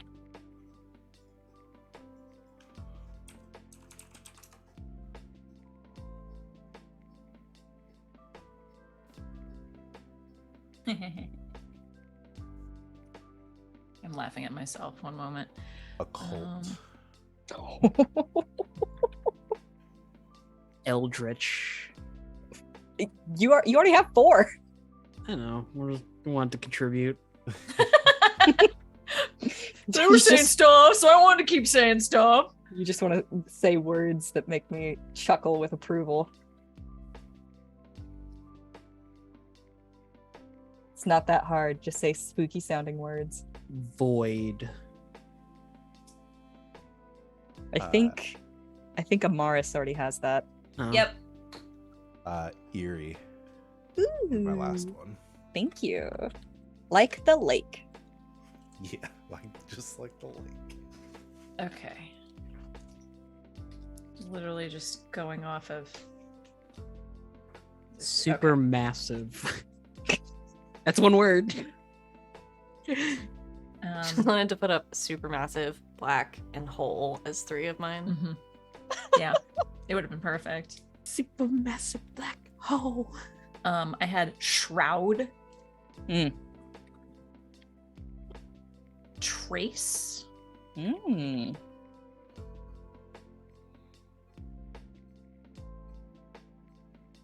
Break. I think. And Breaks on my list. Yeah, break Oh, is damn, on okay. RJ's list. Well then, the other one I had was inkling. That was me laughing at myself. And I really want that one now. Guys, you made me ink. It's the name of one of the Strixhaven mascots, and just every time I see them, I'm just like, Baby. I love them. They're little blobs. Do you need time for your last one? I've got one. Do you have ally? Ally? I do not. Yeah, let's do that. Okay. For my last 3, grrr, I'm taking Beguile, But what? Demise, and Extinction. Wait, you have no face. How can you have demise? It's literally the only part of my face that I have. Oh, well, fuck you. Quit looking at me with them big old eyes.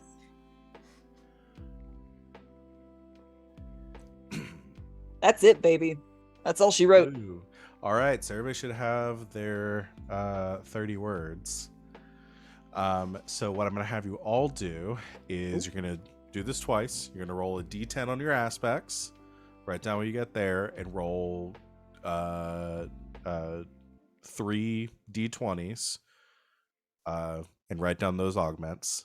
And so that'll give you one list of 4 words, and then do that again with another list of 4 words, and then you can decide between one of those 2 lists. Okay. 9. Please repeat that one Yeah, more time. explain Okay. it to me once more, So, because numbers. To create a list, then you'll roll a d10 and pick the. I don't know if they're not. Figure out how best you want to number those. Roll a d10 on your aspects. Choose the corresponding number. That'll give you your aspect, and then roll Just 3 one d20s. aspect? One starting aspect? And Oh then my God. roll a d20 3 times for 3 augments. Okay. And that'll give you a list, and you can make 2 lists and choose between either one of those. High stakes. Okay.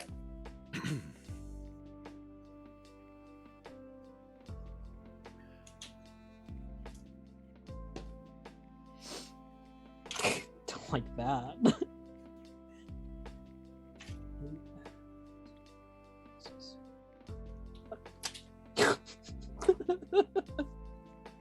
Well, one of my words was meant to be because it's on both my lists.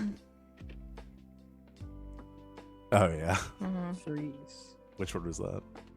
Relief. Relief. Nice.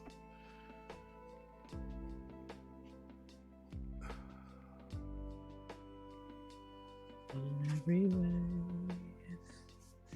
Some team.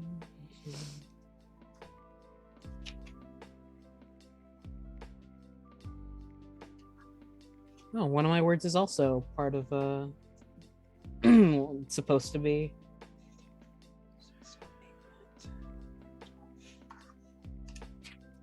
Gross. It's raw. Raw is on both my lists. Take that, weirdo. I mean,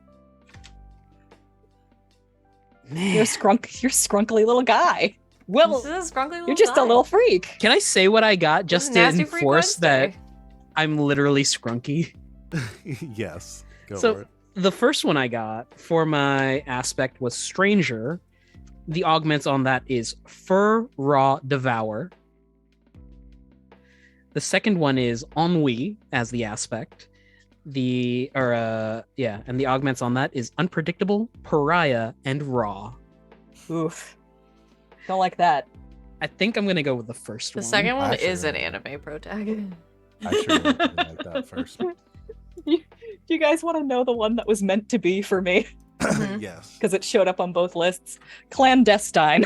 Yes. So I- That's a did, little on the also- nose. did we all have one that showed up on both lists?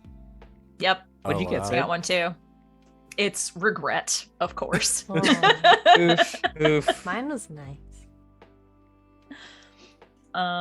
Okay. I think I'm gonna go with the first one, Okay. but the second one is also intriguing. So y'all help me decide. My Okay. first one, Raven is the aspect. And then I got Lace, Poetry, and Regret. And then the second one is Velvet. And then Insignificant, Oof. Regret, Past. That's the second very one feels raw. pretty targeted. Yeah, having insignificant tattooed on your body just has a very good sting to it. But I think that first one. I think the first I one like the is really first good. one. Yeah. Yeah, the first one's got so much like nuance to it. Oh no. I picked All right. mine. One of mine is significantly better than the other. All right, let's hear it. But relief was on both. It's how my aspect is yellow. Aw. I think Ah. it's delightfully happy and simple and Yeah. also very complex underneath because there's a lot of shades of it. And then I have stain, relief, and mosaic. Ah, so good.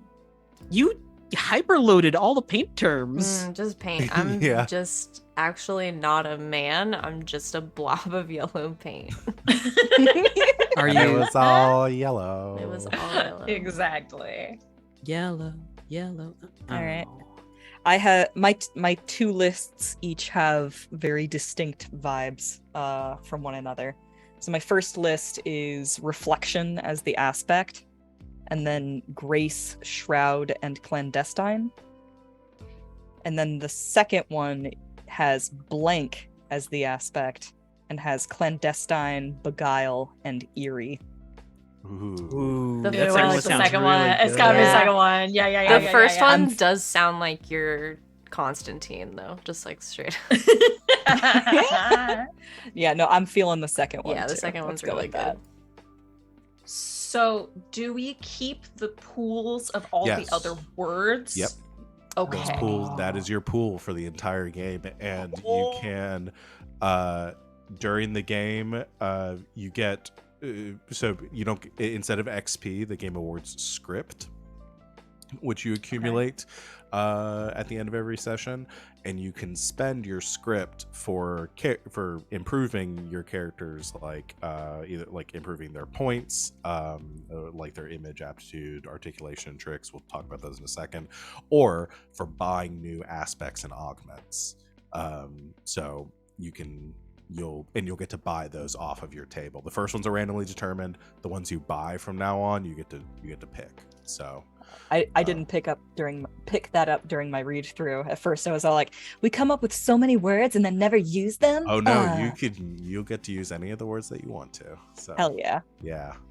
Yeah, which I think is awesome, because those are some really good words we got in there, and I'm gonna be very happy if Savannah buys dumbass at some point. I'm gonna save up all my money and buy dumbass. Okay, so we got all our words now, which is good. So the rest of the stuff is a little bit of number crunching stuff here. So we're gonna determine your character's image.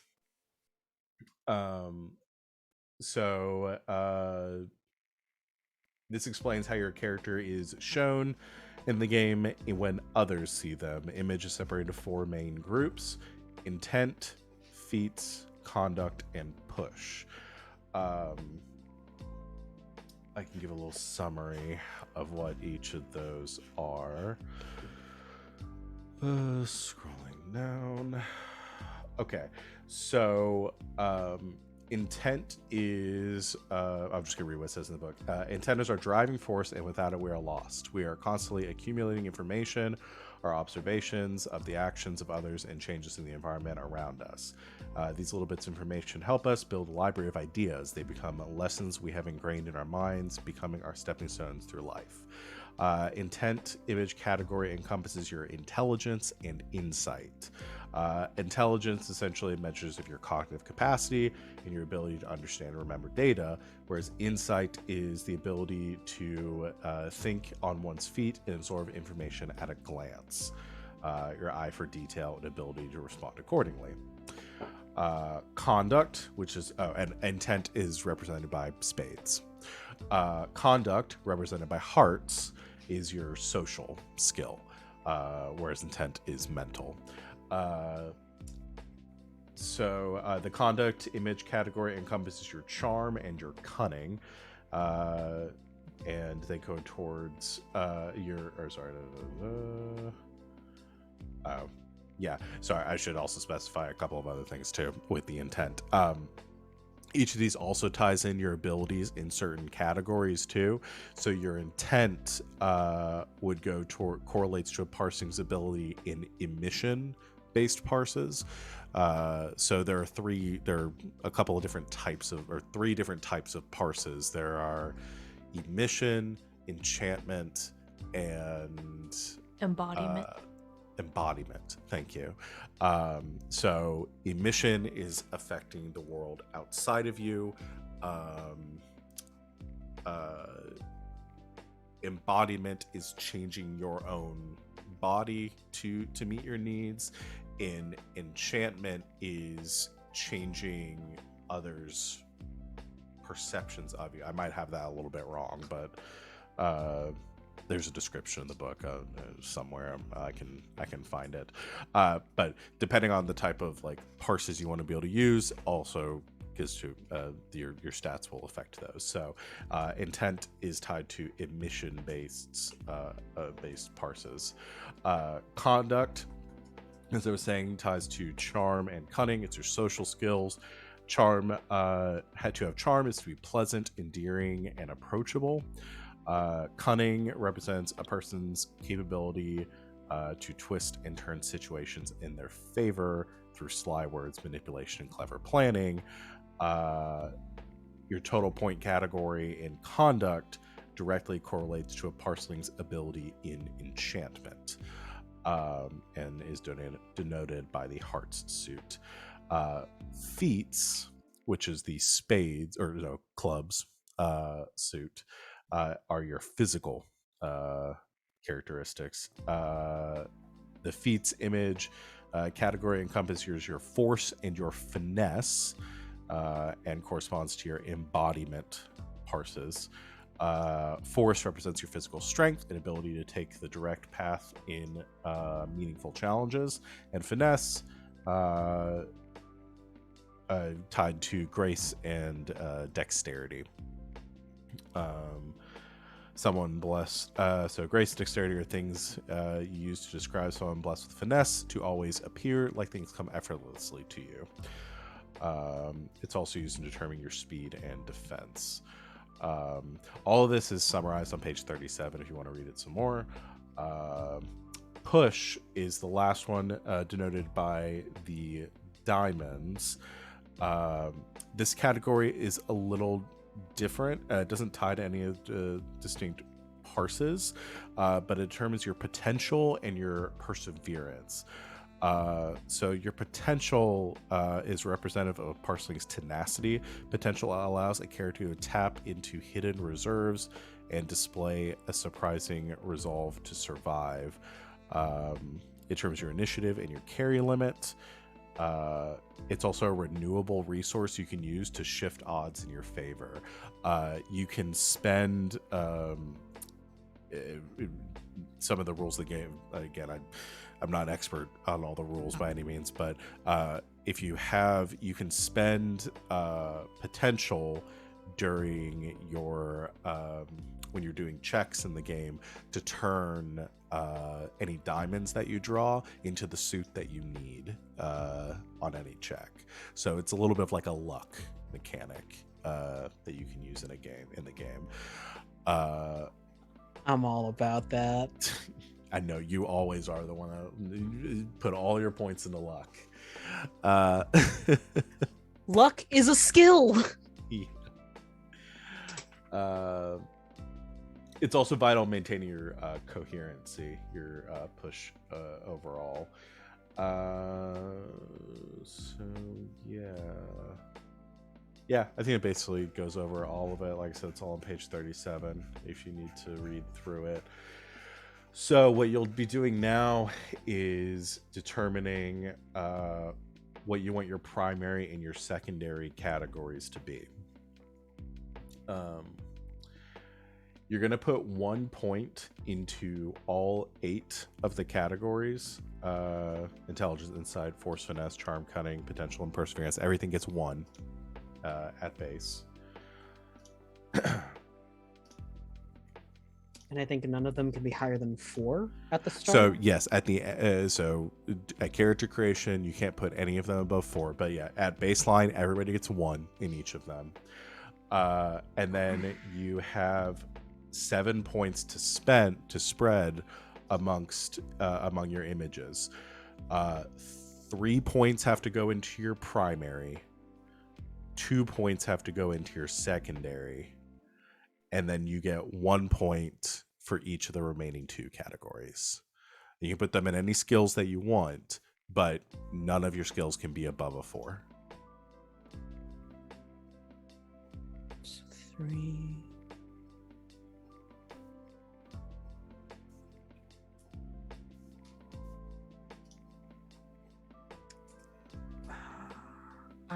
I'm confused. Yes. Or yes, no, none of them can be above a 3. Sorry, it's 4 plus. So 3 is the highest you can be in any of them. So if you're looking So- at your character sheet and role, you're gonna want to scroll down to the image section. Yeah, That's so I where guess right here it says you may not start your character with 4 plus points. Yeah, that means so it can't be above a 3. It That 4 is- plus. It can't be 4 or higher. Ah, that's confusing wording.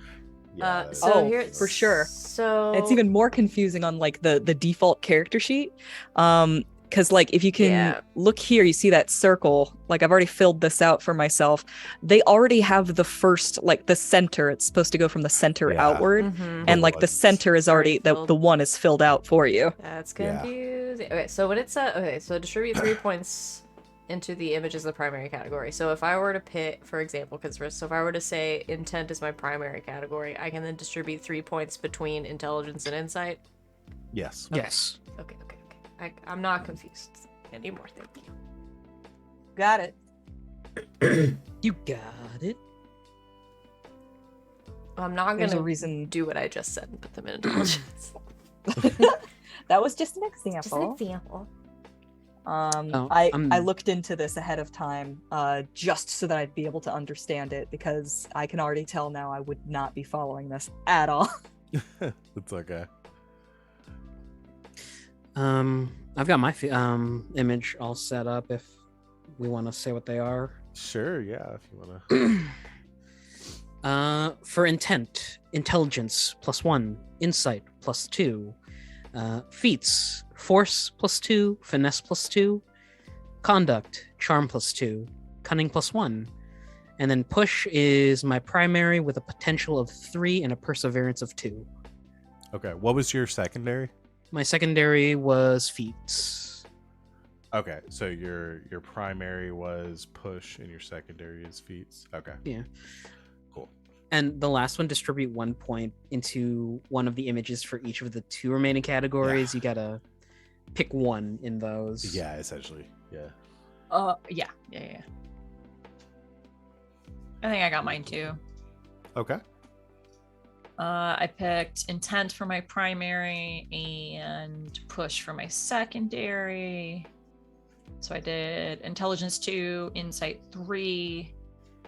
For feats, I did force 1, finesse 2. Conduct, I did charm 1, cunning 2.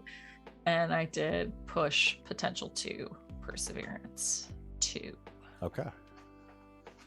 Cool. She is not strong. She is not charming. That's what you have me for, because conduct is my primary. With charm 2, cunning 3. My secondary is, what is that? The blue one? Spade. Why doesn't it say what it is here? What is the blue one? The blue one that's the mental, that's intelligence. Intelligence. That's my secondary with 1 in intelligence and 3 in insight. Intent. I need to remember the lingo. Oh, duh. Yeah, no, that makes sense. All right, and then my third is feats, with 2 in finesse, 1 in force. And then my last one is push with 2 in potential, 1 in perseverance. Okay. How'd yours shake out, Savannah? I'm trying. I couldn't do numbers while other people were saying numbers. That's Sorry. I get That's that okay. totally. So they all start with 1. Correct? Yes. Yes. All of them have 1. So my primary is going to be, I'm just gonna do this out loud. So I think my primary is also gonna be push. So I will have, oh my gosh, I can't flip back and forth between the pages. So I put 3 points in my primary one. Yes. Mm-hmm. Yes. Okay. So then I will have a 3 in perseverance and a 2 in potential. And then my secondary one is gonna be probably feats. Okay. Probably feats. And I'm gonna put, get 2. So I'll do 2s in force and finesse. And then I'm gonna put one of my other ones in insight. And the last one will go in charm. We basically have the same build. I like it. Dumbass bros. Yeah. Dumbass bros. Bastards. Bastards. So both of you have your primary being Push. push. But Savvy's is more into perseverance and I'm into potential. I just kind of Gotcha. flipped. My primary is conduct, and what was Sid's primary? Intent. Intent. Cool. Works out. Okay. So we just don't have a primary in feats. That's mine Well, and RJ's secondary for both, so. Yeah. Together we Wait. make a whole idiot. Yeah. Exactly. A whole 2 halves of a strong whole idiot. Okay. So so that step is done. Step 4, aptitude. Oh yeah. So you have to start your character's aptitudes. These represent their talents and skills. There are 3 overarching categories of aptitude, all within intent, feats, and conduct. So you're going to there's a long list, but intents encompass crafting, medicine, memory, perception, research, and technology. I know which one I'm not picking. Feats include athletics, larceny, melee, ranged, riding, and stealth. Conduct includes acting, animals, empathy, etiquette, manipulation, and rumors. Did you just realize the animals are under conduct? It's fine. I can put my points there. So you're going to organize these aptitude categories by designating a primary and secondary category. These should be the 2 most important groups. That must be a misspelling there. Groups of aptitudes for your character. Your character begins with 1 point in each of these aptitudes, representing their innate ability. Because of course they do. And you will have 15 points to spread among your aptitudes.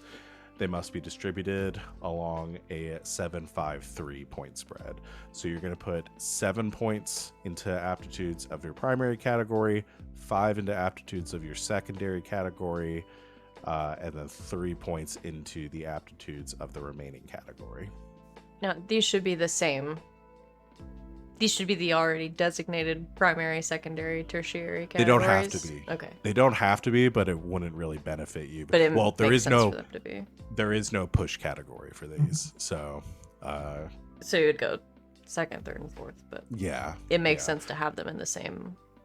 If you're trying to min-max it, yeah. Okay. Yeah.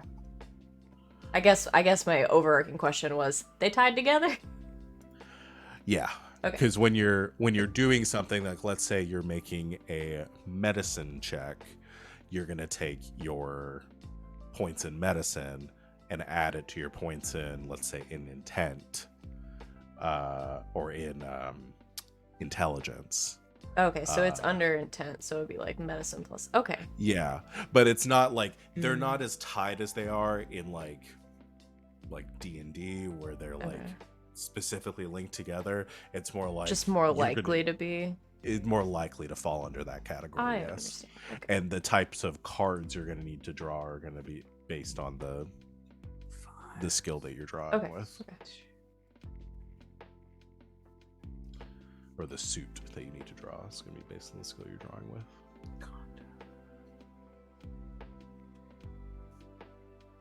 Do these have an upper limit?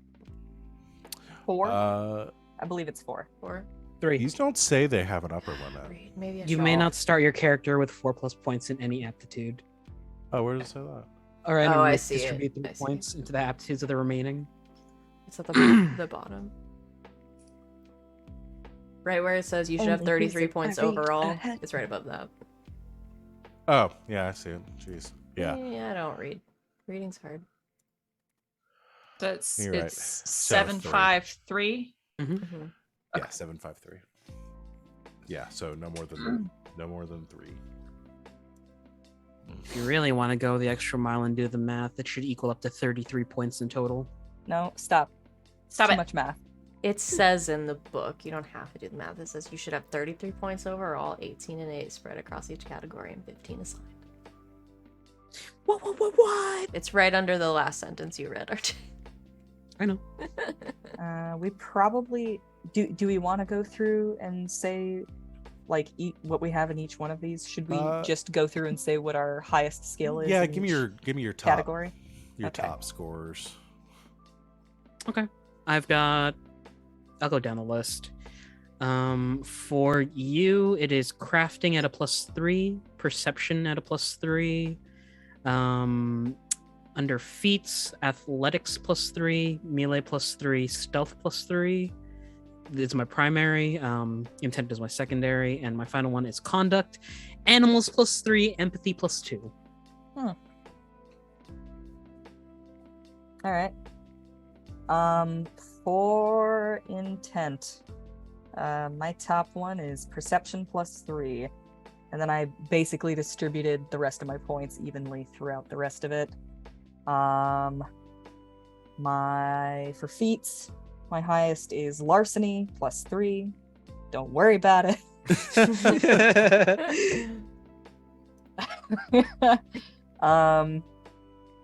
And then for conduct, my highest one is manipulation +4.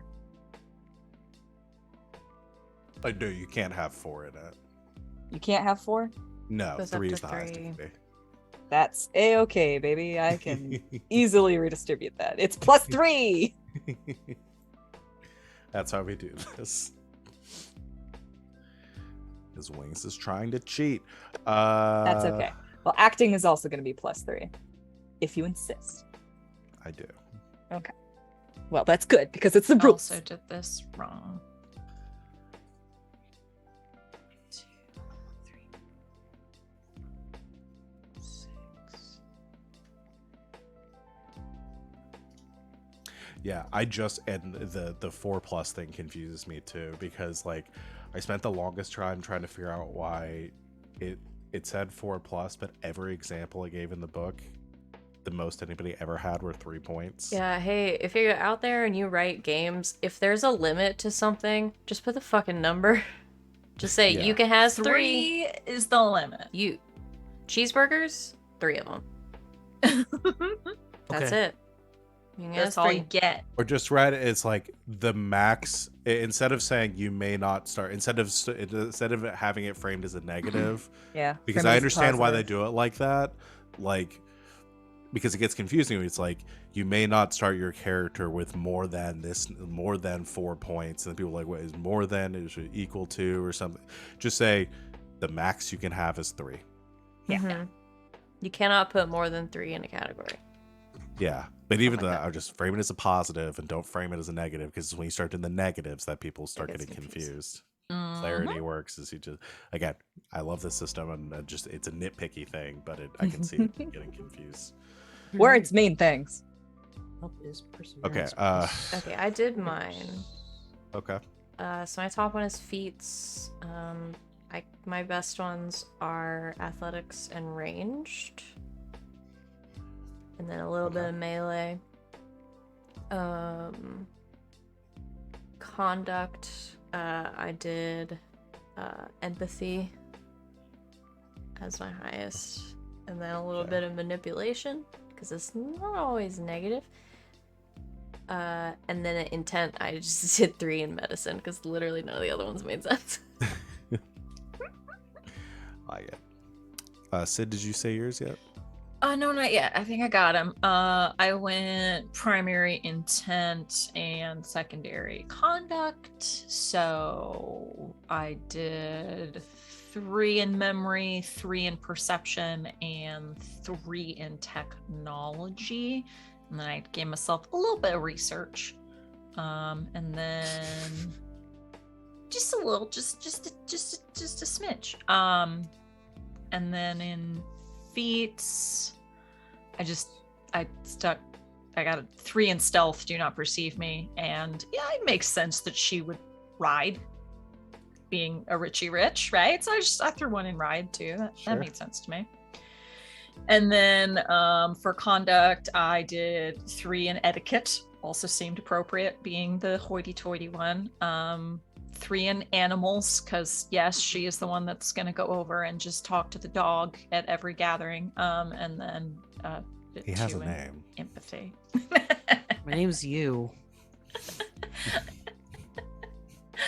Yeah, all that made like it. sense. Like it. Okay. So let's power through it. We're running low on time, so let's power through the rest of this, see if we can get through it. So, filling out your derived stats now.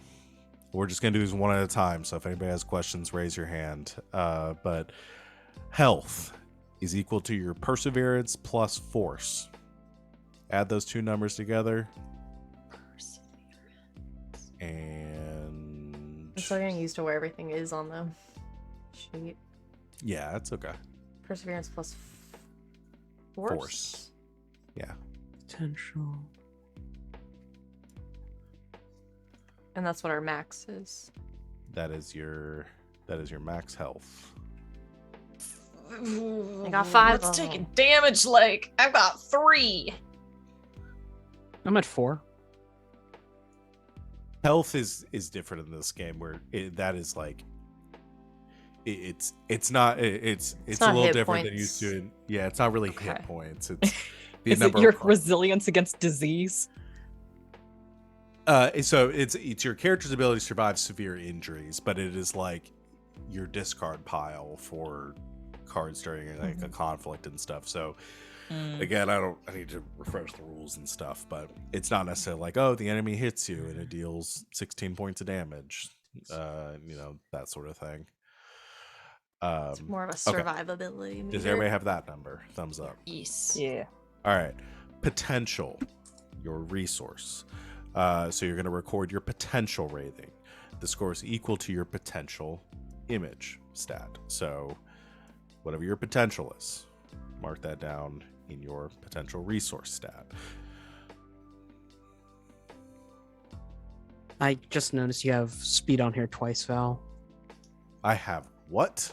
you have speed on here twice? There are I assume two one of them is different supposed to be kinds of carry. speed. High speed and low speed. I'll have to go fix it. I made this sheet like a million years ago. Okay.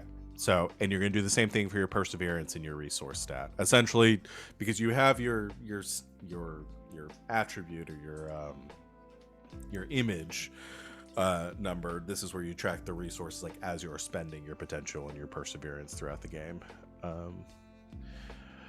But yeah, so potential represents a renewable resource that can be utilized to change the outcome of a check. Perseverance represents a renewable resource that can be utilized to allow you to recompose your deck at any time. Recomposing your deck, and essentially when you run out of cards to draw from, you get to shuffle your cards back up and draw for them again, allowing you to stay in the fight a little longer.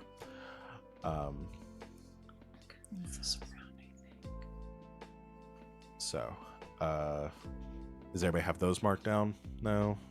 Good on that?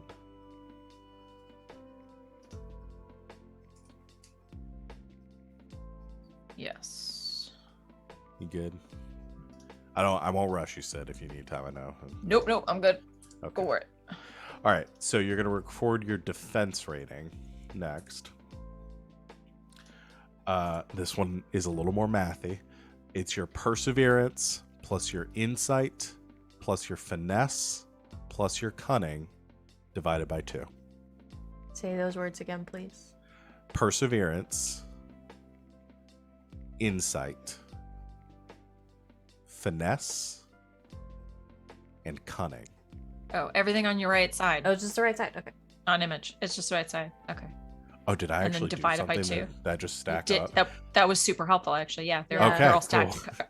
I did not do So- that on purpose. The sheet, you can see like the way that the sheets are designed in the book are these like, something totally different than what The I could possibly circles, make yeah. on Playroll. So That's amazing. Okay, and so Yeah, it's it's just all that of right those column. together divided by 2. yeah. Okay. All right. If you need a Okay, so 5. visual aid, I'm putting all of the derived stats into the chat. And that what we just did, what is that? That is your defense. Defense. Okay.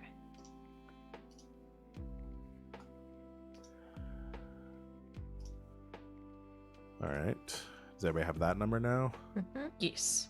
All right. Next, you're going to do your initiative, which is your potential plus your insight plus your finesse. Potential, insight, and finesse.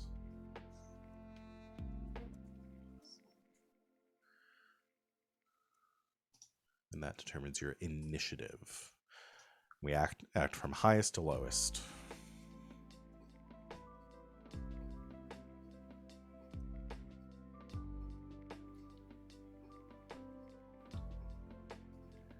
All right. Thumbs up when we're good on that one. All right. Speed, which is your force plus your finesse. Determines how fast your character can move in a single turn. I assume in feet, it doesn't I was tell me. about to ask. So it has something to do with like how long turns are and stuff. So Yeah, I think it's just like a comparative number for how fast Just you to are. I know don't who's think it faster. really cares. Yeah, No, could that's be fair. inches, could be miles. I don't know. I can move 4 miles per turn. How far an object can move 3 in meters per inches. 3 seconds. Meters for 3 seconds. meters Okay. per- okay. Yeah, there's a huge like index at the beginning of the book that defines Okay. everything That's good. because they have Nice. wild words for everything. Mm-hmm. Yeah. Like The recompose. index is actually very helpful. It is very helpful.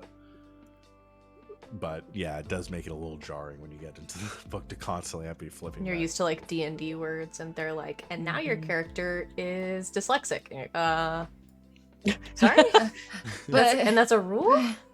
I'm already. All right, everybody's got Huh. their speed. Yes. Do your carry rating. Which I assume is what the other speed box is The supposed other to be. speed was supposed to be. Oh, okay, so that I just need Yeah, to change Just the second Speed to speed carry. one of the speeds. Second speed to carry. I can do that. Okay, this one's a little more mathy. I believe to learn. Potential plus force. And then you're going to multiply that by 2. And then you're going to add your perseverance. Got it. Parts of this game makes me feel like it was made by some sort of like Harvard math scholar. Like, That's the kind of math they teach you at Harvard. Pluses and multiplies. You guys know that the little X is also a math symbol. I didn't. I Wow. went to Harvard. I know my times tables. Miraculous. all right, does everybody have that That's one? how I learned to Good? count by sevens. A completely useless skill as an adult. And then the last one is your deck size. It's Hey! 15. All right, we are gonna have to compare deck Deck sizes sizes. at the end of this. Yeah. It ju- Well, just- we everybody's just is have the to. same. It's the Your same. total. Okay, it's 15 total. Yeah, everybody should Yeah. have 15. Oh. We'll talk about the decks here in a second. Unless we And need that's to go also in absolutely meters? right now. Yeah, that's For also 3 in seconds. yeah, 15 meters for 3 seconds. All right. So for your carry limit, it's referring to how much gear in kilograms you can comfortably carry, Oh, okay. and you can be overburdened. Okay. Gonna have to. Tell you, I will probably forget that's a rule. 2 sessions in. Oh, I'm so sure. bad about that. It's okay. The buff boys will carry everything. Yeah. I can carry. Okay, Like so 24 your pounds of parse shit. traits. You're gonna record your articulation. It's gonna start at 1. That's just where you're at. It's your everybody's level. Articulation starts at 1. Coherency. You begin at 7. Mm-hmm. Syllable. It's gonna be so great when I learn what these words mean. Yeah. Your syllable score is your insight plus your cunning plus your articulation.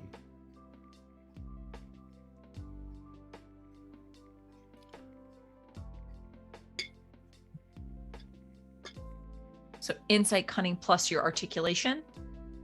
Just 1 right now. Yeah. Okay. But insight, cunning, articulation. Right. Okay. And this is how big of words we know, right? Because my number is small. Yeah. I have 7. It represents your syllables. capability to use your parse-based powers. Because they're words. So I have 7. Okay. I got 4 as well. 4.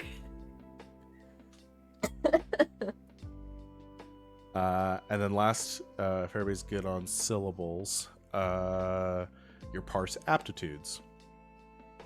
So this will determine your relative skills at each of the different types of parses. So your mission aptitude is your intelligence plus your insight.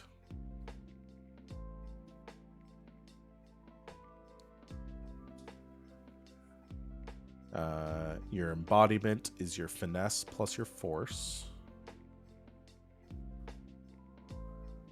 And your enchantment is your cunning plus your charm.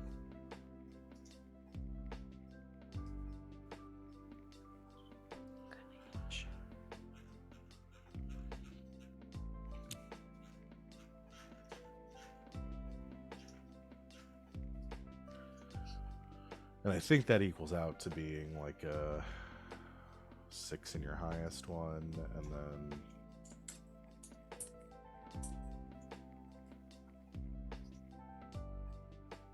I might be wrong there. Either way. All right. Okay.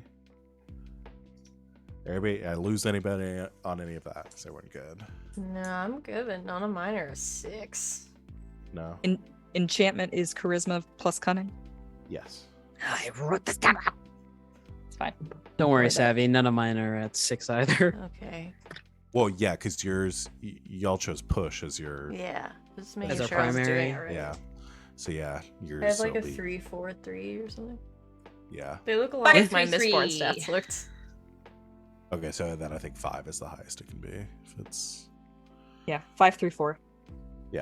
34-3. Me too. okay.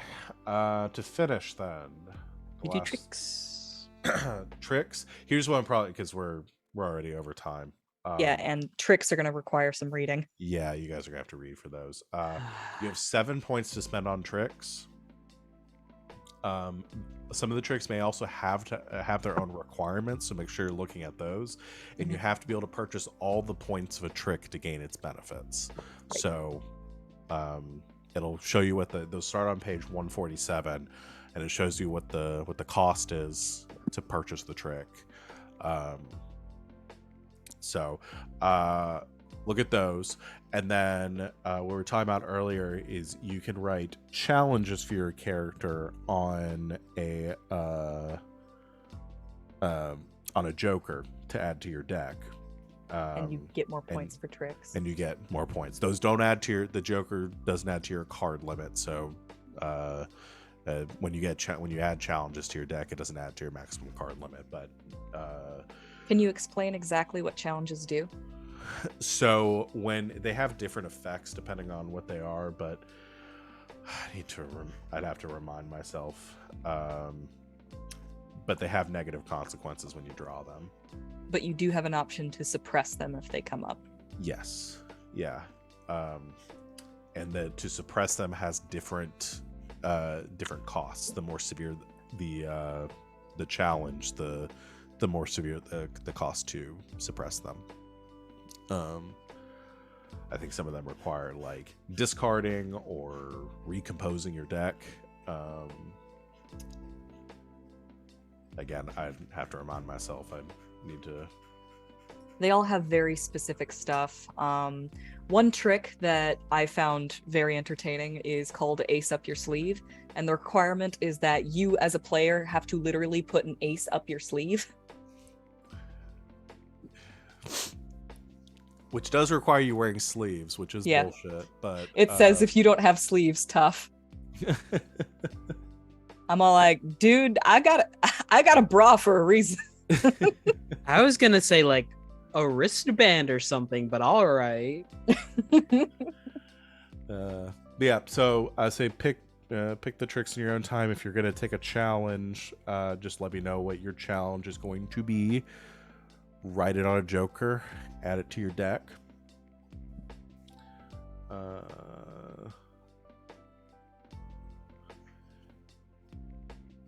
So Yeah. And we're not going to do starting script on this. So yeah, that's most of it. So the last thing is building your character deck. And again, we can talk about this and maybe do it a little bit at the beginning of the next session. But if you want to start thinking about how you want to build your deck, you can start that too. Everybody has 15 cards they can build their deck with. You're going to essentially take, what the game recommends that you do is take all the face cards, jokers, jacks, queens, and kings, put them to the side. So you have aces and then number cards. Aces always count as ones, so aces are the lowest and tens are the highest. You're going to want to build your deck to suit your needs. So essentially the way that the game works is when you are trying to complete a challenge, you're drawing a number of cards from the deck equal to your draw. So those are your numbers. If you're looking at, like earlier, using the medicine check as an example, if you're so you're making a medicine check, and I'm saying, okay, that's going to be an intent based task, and your total score for it, adding up the two numbers, was a 5. You're going to be able to draw 5 cards from the deck. You're trying to draw the corresponding suit of a value equal to or less than the number. So if your draw is a 5, you're going to want to draw equal to or less than a 5 for those to count. Anything that's over only counts as a 1. So again, I'm probably not doing the best job explaining it. The thing that I'm trying to get across is when you're building your deck, you don't want to stack it with a bunch of high value cards, because even though those will pay off later when you're trying to do like high level parses, they're not going to really pay off right now because the max value you're going to get from it is a 1. So I know that's a lot to complicate. I probably, again, my brain's a bit muddled, so I'm probably not doing the best job of explaining it right now. I would advise reading the rules on how the checks work, so that you understand when you start trying to build your deck, because y'all also might not want to you might want to kind of specialize your decks as well, to make use of what stats you think you're going to be drawing from the most. There is a part of the book that gives you some recommendations on how to build your deck. Yes. And like particularly like whether you want to be a specialist or if you want to be an all-rounder, like it gives you tips on how to do that. Yeah, page 25 in the book. It gives you the 3 options that it says that it gives you ideas for: our generalist builds, specialist builds, and push-based builds. So obviously, with 2 of you having specialized or having push as your primary, you may want to look at doing a push-based build, either in potential or perseverance. But those are some things to consider. Probably good to try to go with the book recommendations as much as possible since our first playthrough, and try to do one of the builds that it outlines. Once you have your build for our first session, that's the deck you're going to be sticking with. You have the option to add more cards and to improve your deck later on in the game as well. By spending script, that's what it is. Once you can spend script during the game to add more cards to your deck. Sid, I have a question. Yes. Do you have an idea of whether you want to be a specialist or a generalist? I'm looking at what I've got. Specialist seems to make some sense. Okay. Why? I just want to know. Oh, okay. I'm curious. Because I already know what RJ and Savvy are going to go for. Do you? But you know what? I could be wrong. I'm guessing, RJ, you're going to do a potential build. Yeah, And then Savannah doing a perseverance build. I've Yeah, that's what I was browsed going through the tricks and I saw one that might get a little silly. Let's see. We'll see. It's not what you're thinking, Danae. I'm not thinking anything. I'm head empty. I'm just laughing None because of I us know are. that you will do. I know that you'll do all kinds of bullshit with this system. I'm gonna fill my deck full of high priority, high value cards. Just like a dog would do. So yeah, again, read through those. Make sure you feel 100% confident in how the system works. If you have any questions, feel free to talk to me in the meantime, and we can chat out, build stuff. Because this is really where the rubber hits the road when it comes to, making your character functioning in the mechanics. So But yeah, that's pretty much it. Any last questions? I'm just really excited to play this game again. Yeah, I am too. It's a really cool game. I'm really excited. You can get it on itch. Links in the chat. Yeah, I will know the rules a lot better by the time we're running it for our first session. I had more of a mind. I was going to do a lot of heavy reading and studying and stuff leading up to this, and then I got sick and slept for 36 hours straight. Yeah. So yeah. Okay, that's we're gonna call it here for today, everyone. Good stuff. I'm very excited for this. We'll be back in a little over 2 weeks, I believe August 6th, for our first session of this game. So come hang out with us when we return. Join us in the meantime. This Saturday, which would have been our next scheduled game, we're going to be using to finish up our session or our little run of The Darkest House. So coming out with us at 5 o'clock Eastern time to see where that goes, because I bet it will be spooky and scary and not at all traumatizing for everyone involved. And tomorrow for our next installment of Elegant Creatures, where Sid will be running us through some more Urban Shadows. Okie dokie. That's all I got. So thank you to my lovely players for embarking on another wonderful journey with me, and thank you everyone in the chat for joining us. We will see you all next time, and until then, good game and good night, Internet.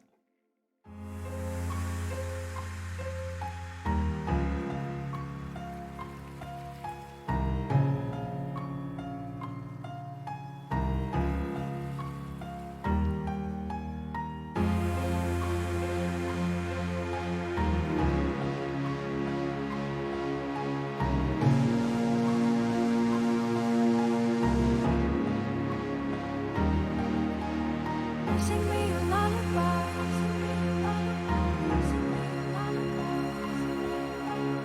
Sing me a lullaby.